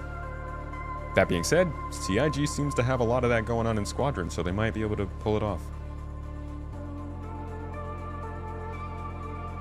And when they unleash their marketing, you are absolutely right, it's going to be crazy, dude. The amount of celebrity star power they have behind Squadron 42, if they're able to actually use it, is absurd. What state you moving to? Heading back to the good old home, California. NorCal, baby. Thank you, StratCat. I appreciate you. 619, thank you.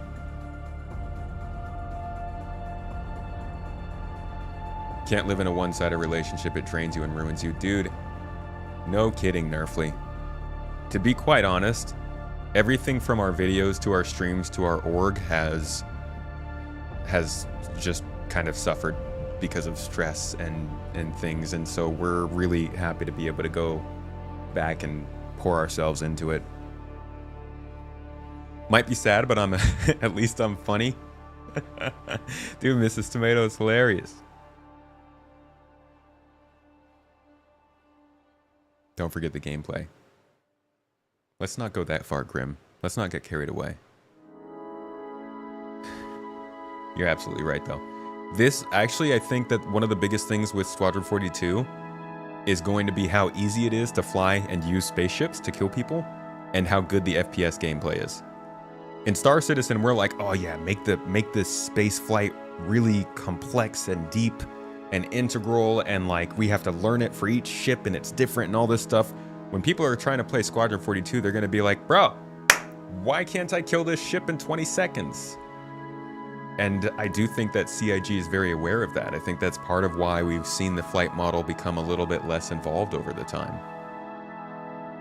Ultimately, that could help them, but it has kind of hurt people's expectations for Star Citizen. Thank you for the welcomes, Alex. Hideo Kojima will likely play it for the stars alone. It's so funny how that guy does his games. The other day you wanted to see a space movie, so you went to see Squadron 42 from last year because there's no space movie with so many great actors. Back when Mark Hamill posted Squadron 42, let me see if I can find this. Let's see. Mark Hamill tweeted about Squadron 42 a long time ago, which is really funny because I'm sure in his mind he was like, oh yeah, this won't be too far away. It was a while ago though. Is this it? I think this might be it. Yeah, this is literally it. Years in the making, Squadron 42 is coming. Do you want it now or do you want it awesome? Mark, you were bamboozled.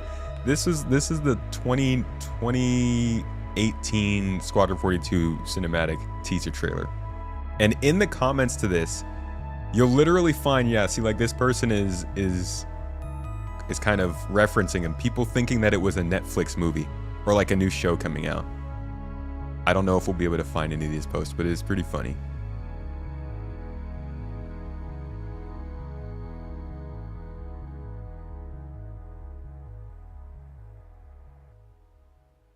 Mind-blowing CGI. I guess technically it is CGI, right?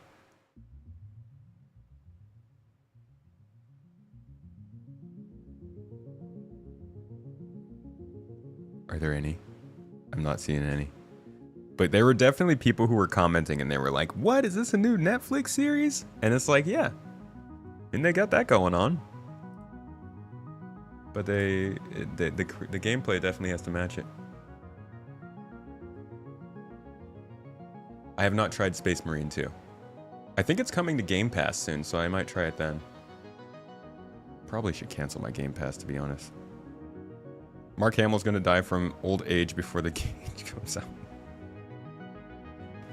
Don't let it happen.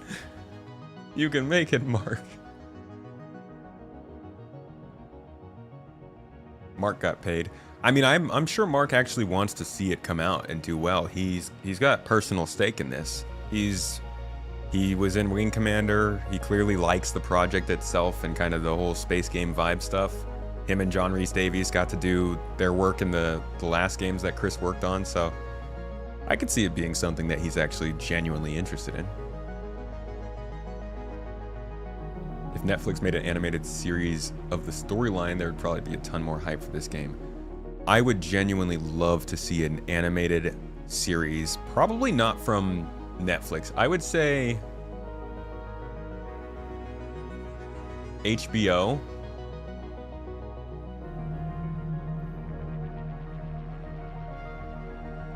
Following the fall of the Messers. That would be freaking awesome, dude. That would get people so into the universe. Because then you want to know, like, what happened? What happened to humanity after a huge multi-hundred-year monarchy ruled with a iron fist? And now humanity is free. There are a couple universes where I think that kind of thing is true. Oh yeah, Apple TV. Good call. Yeah, they do a lot of good sci-fi. And then I would want to see a movie produced by A24 that covers our first contact with the Vanduul. Make it happen.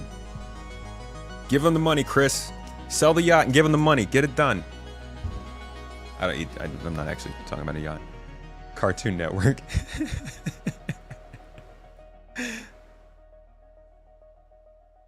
CIG could just make their own animated series with the tech already in game. That's true. You guys ever see the what is the Thank you very much. Oh shit, Zamotic. Hell yeah, my dude. Thank you, buddy. Much love to you, man. I appreciate you. Thank you so much for supporting us here on YouTube. Honestly, that's a big support drop on YouTube compared to where it's been. So thank you so much for that. Heading back to the States, my man. Anybody who just became a member on YouTube, remember you got access to all the exclusive videos now. What the heck is the name of that video? You guys remember the one with the... Thank you very much. The reunion, this one. Don't show us the previously on. Oh no, this is the Come on, Dugan! We kill you to fly a little less crazy? I don't know what you're griping about. I just liberated you from those miscreants. More like all right, bro, kidnapped. chill. Do you want me to give you back? Not particularly.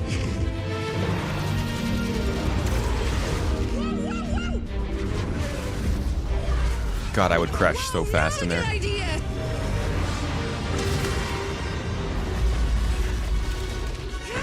Where's your co-pilot anyway? Mal? Really not a good idea?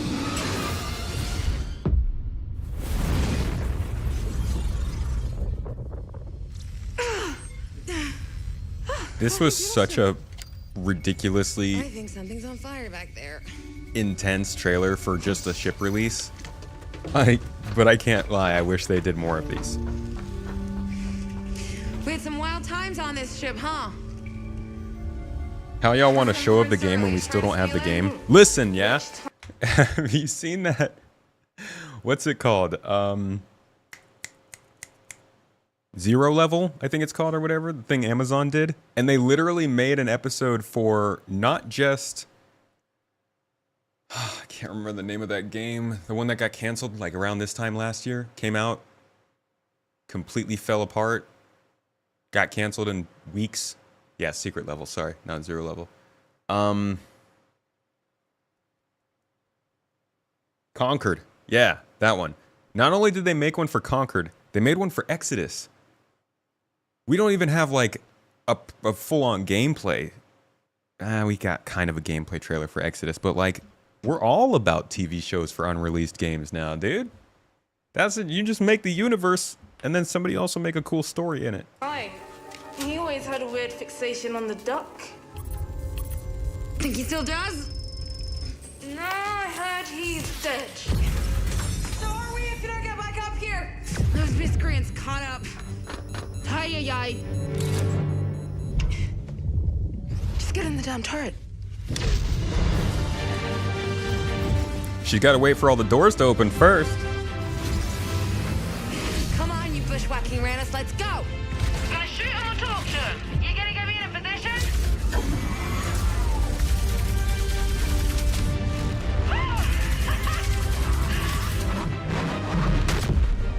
Aye. Do I still got it? Or do I still got it? Sulo Pindo. So yeah, this is like a whole thing you can watch. There's plenty here. There's even like a little bit of a Star Wars reference up in here to, what was that? Episode 8, 7, 9. How many Star Wars are there now? They really loved the whole,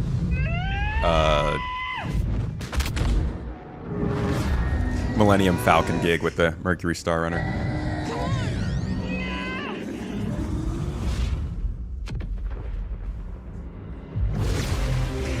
Oh, I thought they had crashed. I'll drop this link in chat for you guys if you want to watch the whole thing. But that was a fun thing. They could do some more of these, right? Who cares about a game? Wasn't this before Star Wars? No, this is 2020. Man, this was 2020, dude. Oh my god. I actually did think it was earlier too. I thought this was at least 2019, but it was right when the Mercury Star Runner came out. The Mercury Star Runner came out in 2020? That's crazy. All right, anyways, before we finish up for the day, I wanted to show you guys a game. So I canceled I canceled Space Games Weekly because it doesn't really work out in its format on the main channel. I'm sure many of you didn't even get presented with the latest episode that got released yesterday, because it's just the way that YouTube works, unfortunately. So I'm going to start to focus on taking the content that I was doing for Space Games Weekly and try to present it in more bite-sized pieces over on Space Tomato 2. This was one of the games that I covered in that series last week, and because that episode did so poorly, I wanted to take the opportunity to kind of redo this segment, because I do think this is a really cool game. So I'm gonna give you guys a little bit of an introduction to this. Yeah, I enjoyed Space Games Weekly too. It was a lot of fun. It's one of my favorite things that I've gotten to do on YouTube, and it's not fun to cancel that, but hopefully this works out better. So this is Star Rupture, and the best way I can describe it is, well, it's a base building game. Think of Satisfactory, respect to the GOAT, it's a great game, but with a more sci-fi slant.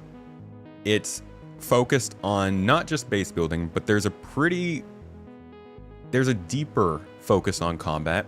And while I think that combat generally ends up being something that's more of like an extra, bit of an advertisement, bit of a deterrent in these kinds of games, what they've done with it is allowed crafting to have a little bit more of an impact in there. I'm going to show you guys a little bit of what I find most interesting in this game, which did just have a playtest that ended a couple of days, yesterday actually it ended, and they had it playable for a couple of weeks. I've heard there was some fairly good feedback, and it got a decent amount of hype and excitement. But yeah, this is a base building game. This is a efficiency simulator, but there are some things in here that make it a little easier to use. You'll choose where and how to build it. To progress, you will need to focus on resource extraction, setting up production, and preparing defenses. Expanding your base will allow you to create new equipment and let you go farther on your expedition.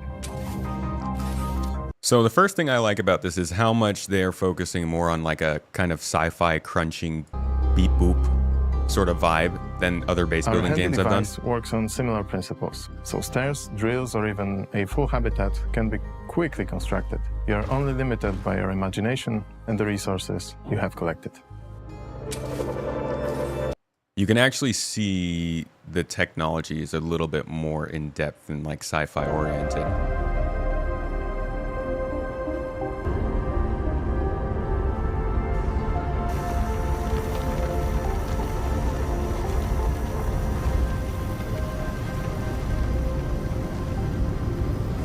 I love this. So one of the things that they do here in terms of production and efficiency is they allow you to have rails that aren't just able to have little hubs that will automatically divert resources towards whatever it is that actually needs the resources at the time, as opposed to stuff that you're just kind of sending into blindly. But the rails also can be bi-directional. So you can have stuff going back and forth on the same rail, which I think is a much, much bigger help than just having one-way conveyor belts. The other thing I think is huge is that power goes through the floor rather than having to construct completely different power lines for all your stuff. To counteract uneven terrain and as a way to connect energy. We have created a system that is used to both power your base and to move around. As a result, creating a power network from conductive elements creates new challenges and opportunities. Will be packed into neat parts. And then, like I said, bi-directional rails. And when they are needed. Rail hubs. It feels like they're doing a little bit more to make things more efficient and less tedious. And I hate using that word because I kind of like tedium in these sorts of games, but there are certain things that you want to be tedious and certain things you don't want to take as much of your time. And power lines is definitely one of those things for me. We wanted on-base planning to be filled with interesting choices. When expanding, you will need to take into consideration the pool of drones available from transportation and the resources you'll be willing to spend on it. A well-planned network will allow for full automation and seamless production and devote more time to other aspects of the game, such as exploration. Yeah. See, that's what I'm talking about. I like exploration. Now I'm going to drop into the next video, which is touch before the building ends super interesting. It talks a little bit more about like the actual environments and world. And this is where it starts to itch my sci-fi love. It definitely feels less like you're on just Earth adjacent and a more terrestrial place.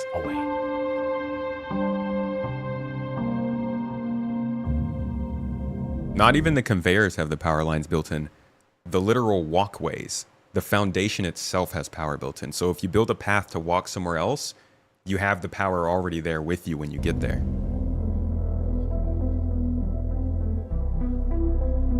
To better understand and convey how a planet's climate can be plagued by constant changes in elements, we went to Iceland. Gotta go to Iceland, dude. When you are there, would you not go to Iceland? You almost feel like you're on a location hundreds of thousands of years ago, when the Earth was just taking shape. That raw yet beautiful environment perfectly corresponds to our idea of a world in a constant cycle of death and environment perfectly corresponds to our idea of a world. Look at how happy they are with this, okay? Feel happy. It's Iceland. But the planet is, seriously, it looks cool. Our fascinating landscape the deadly Rupture star could have.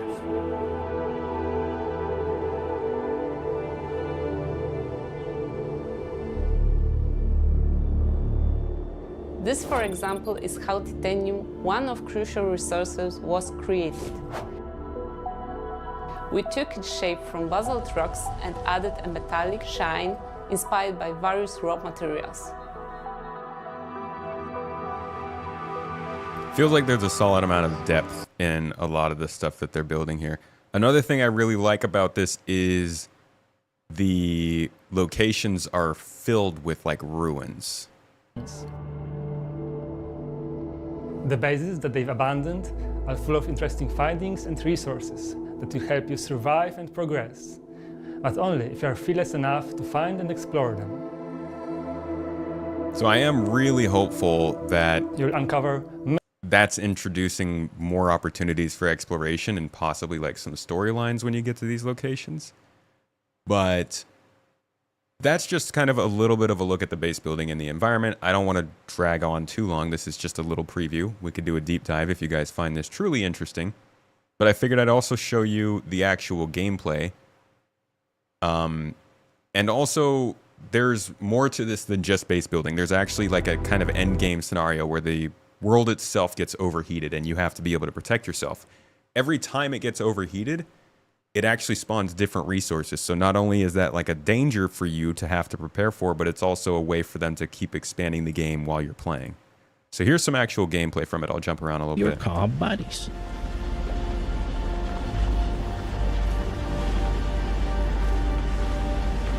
Love that running animation. He needs to go to the bathroom. Here, you can see the entire ecosystem of our base.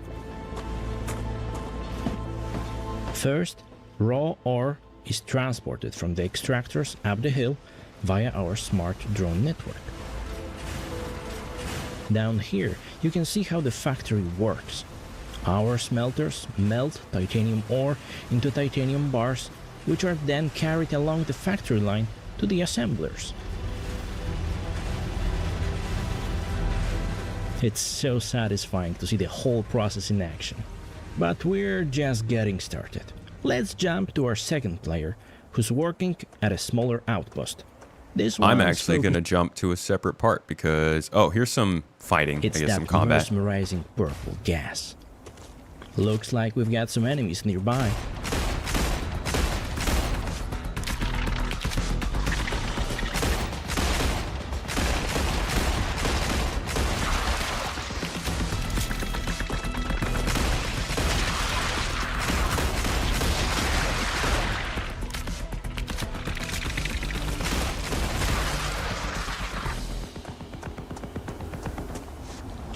But here's the catch.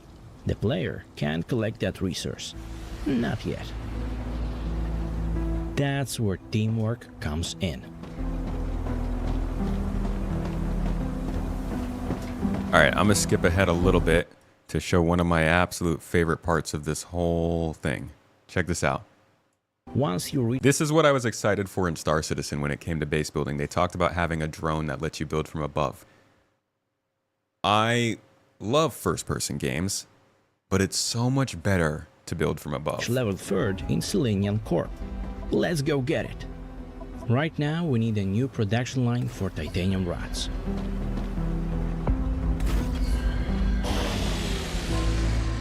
Placing too many machines overpowered our power grid. Thanks to your personal building drone, you will be able to place new solar panels, and of course other buildings as well, from a more comfortable perspective.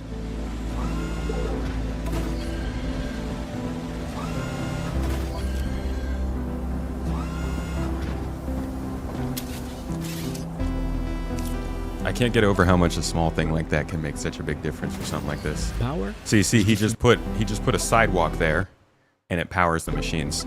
You don't have to do power lines, which is nice. Power is distributed either through drone rails or platform links. Their status is color-coded by lighting, so you always know what's online. Then moving on, another thing that I really liked to see was, here's something that happens when I mentioned they overheat the planet and it spawns different resources. Crash onto Arcadia 7 after each deadly fire wave from the Rupture star.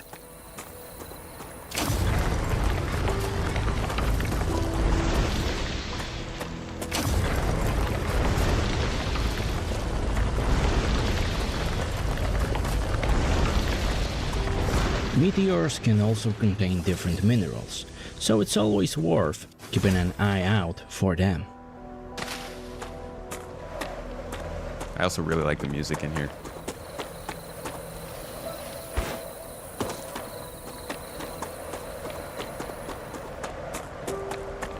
In Star Rapture, you play as a prisoner working off your sentence by taking contracts for various corporations. Who's that sound like?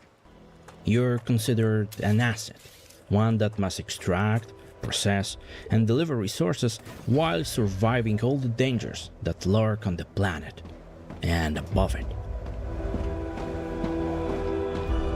And then last little bit I wanted to get to was the combat. So they go off for some combat in this, and you do get to see that there's a little more to combat here than just pew pew one of 4 guns.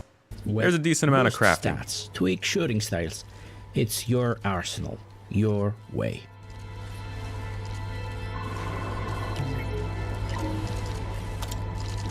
I'm not convinced that it's going to be a big part of the game or something that I really love to do, but I'm glad it's got a little bit more to it than just running off willy-nilly and shooting people with my Nerf gun.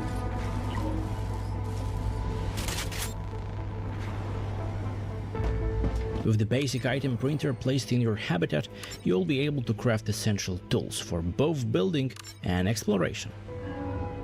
Personal storage will come in handy before venturing forth. Stash items for your friends, or safeguard valuables just in case.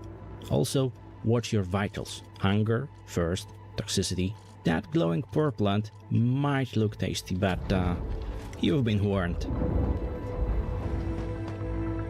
I mean, we like toxic things, right? Who doesn't want a little alcohol?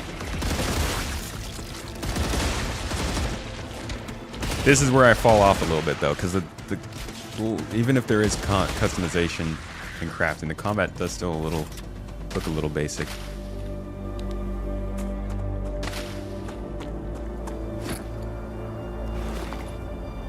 Don't willy-nilly so casually. One could dilly-dally casually, though. Vast and the Thesaurus. With Star Rupture's open-world design, you'll see your constructions and many points of interest all around. One such place? The abandoned bases. Left behind by earlier missions, they are full of rare tech and information about the past. I love info. Give me lore, dude. Give me things to explore and find. Just stay sharp. And that's another... closer than you think. That's another angle. That's something else to actually care about.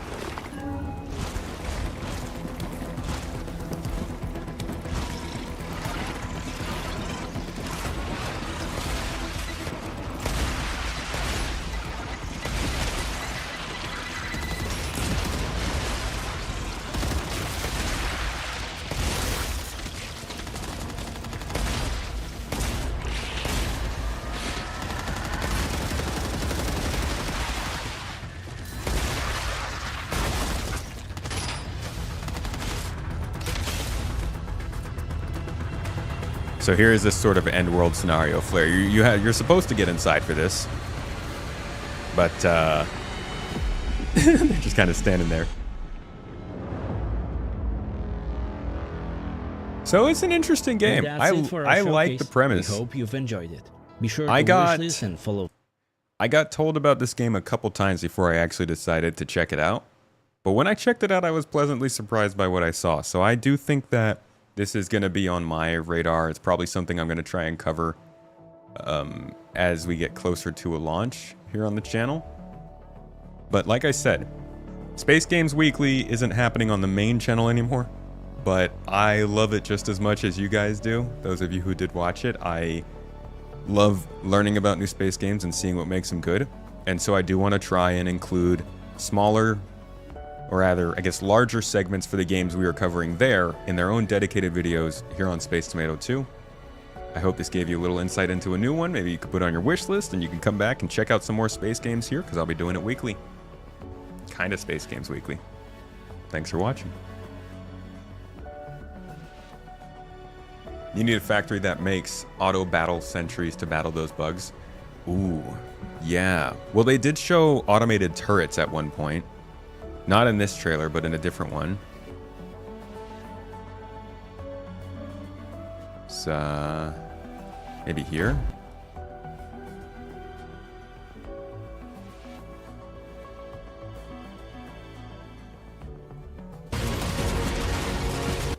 Yeah, so you can see there's like a little bit of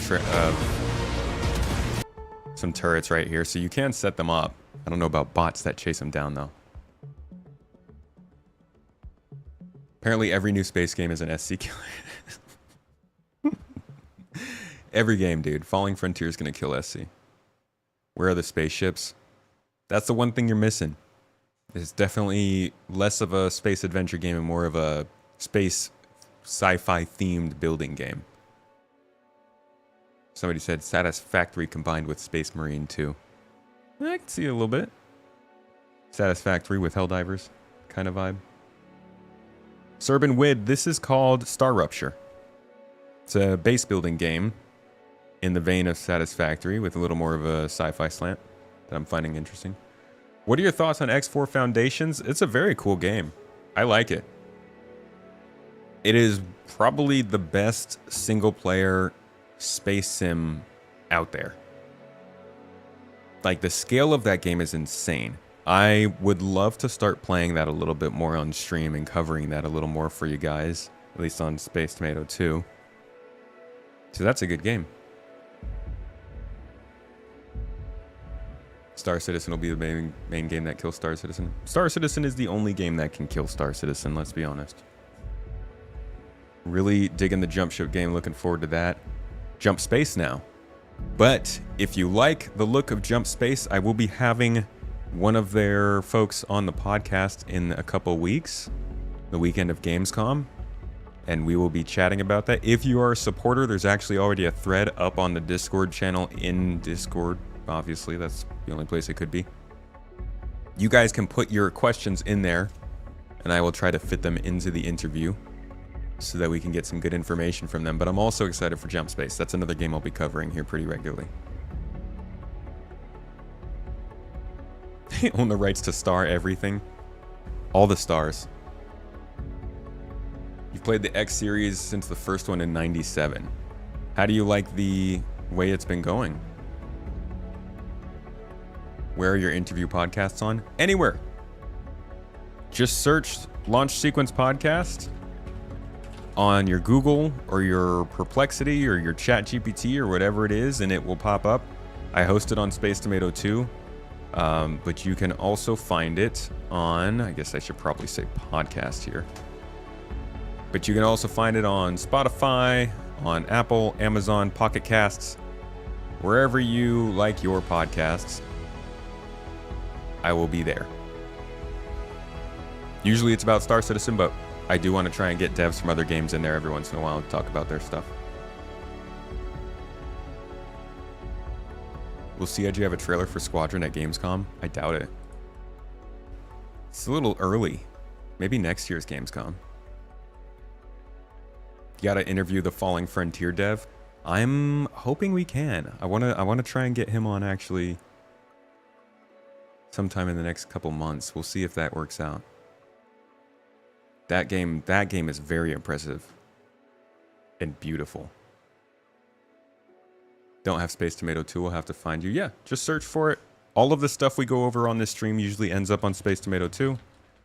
And I'm also going to start doing some more dedicated videos over there as well. So yeah, the podcast thingy is right here if you want to watch it. There's also plenty of reacts. Citizen Central podcast is on there. We haven't done an episode in a little while, but I'll be doing another one soon enough. Happy to have you over there. He's been very active in their Discord lately. Yeah, he's been making some more behind the scenes posts, which I appreciate. Still missing the economy stock market part from X3. Well, they're really on top of their updates, so I hope we can see another update to X4, I guess after 8.0, since they still have to get that one out to live. Yeah, Falling Frontier is more fleet battles, but holy crap, fleet battles in the coolest way. All right, y'all, I'm gonna wrap this up. I will send you on to another lovely Star Citizen streamer, since I'm guessing that's what most, if not all of you are here for. I know, you might have thought I was going to be playing Battlefield 6, but no. Surprise. Star Citizen.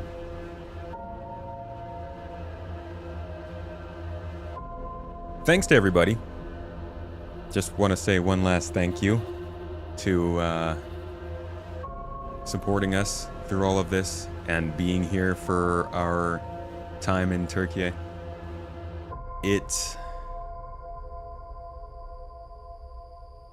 It has been quite something. I'll say that. And I don't think it's ended exactly how me and Mrs. Tomato wanted it to. It obviously has not. But life finds a way, as they say. And we are hoping we can find a way when we get back home. We're going to focus a lot more on what we're doing and less on trying to make things work that aren't working. And I think that's going to really benefit the content we're putting out and the quality of the streams and all that jazz. I just can't wait to have the whiteboard back, man. Next time you guys see me live, we're going to have Toes Gang back up here. So, again, thank you all for being here. Thank you for your time. After all these years, We will see you back in California. I will be offline until Monday, but I will surely be trying to post and update and be active on Discord and all that stuff. Y'all take care of yourselves. You're good folks. You deserve good things. Eat some good food. Have a good time. Treat yourselves well. Stay pretty. It's going to be like 5 days we're going to be away, okay? Take care of yourselves. I want to see all of you back in chat. Love you all. Have a fantastic day, a good week, and eat good food. Bye-bye, y'all.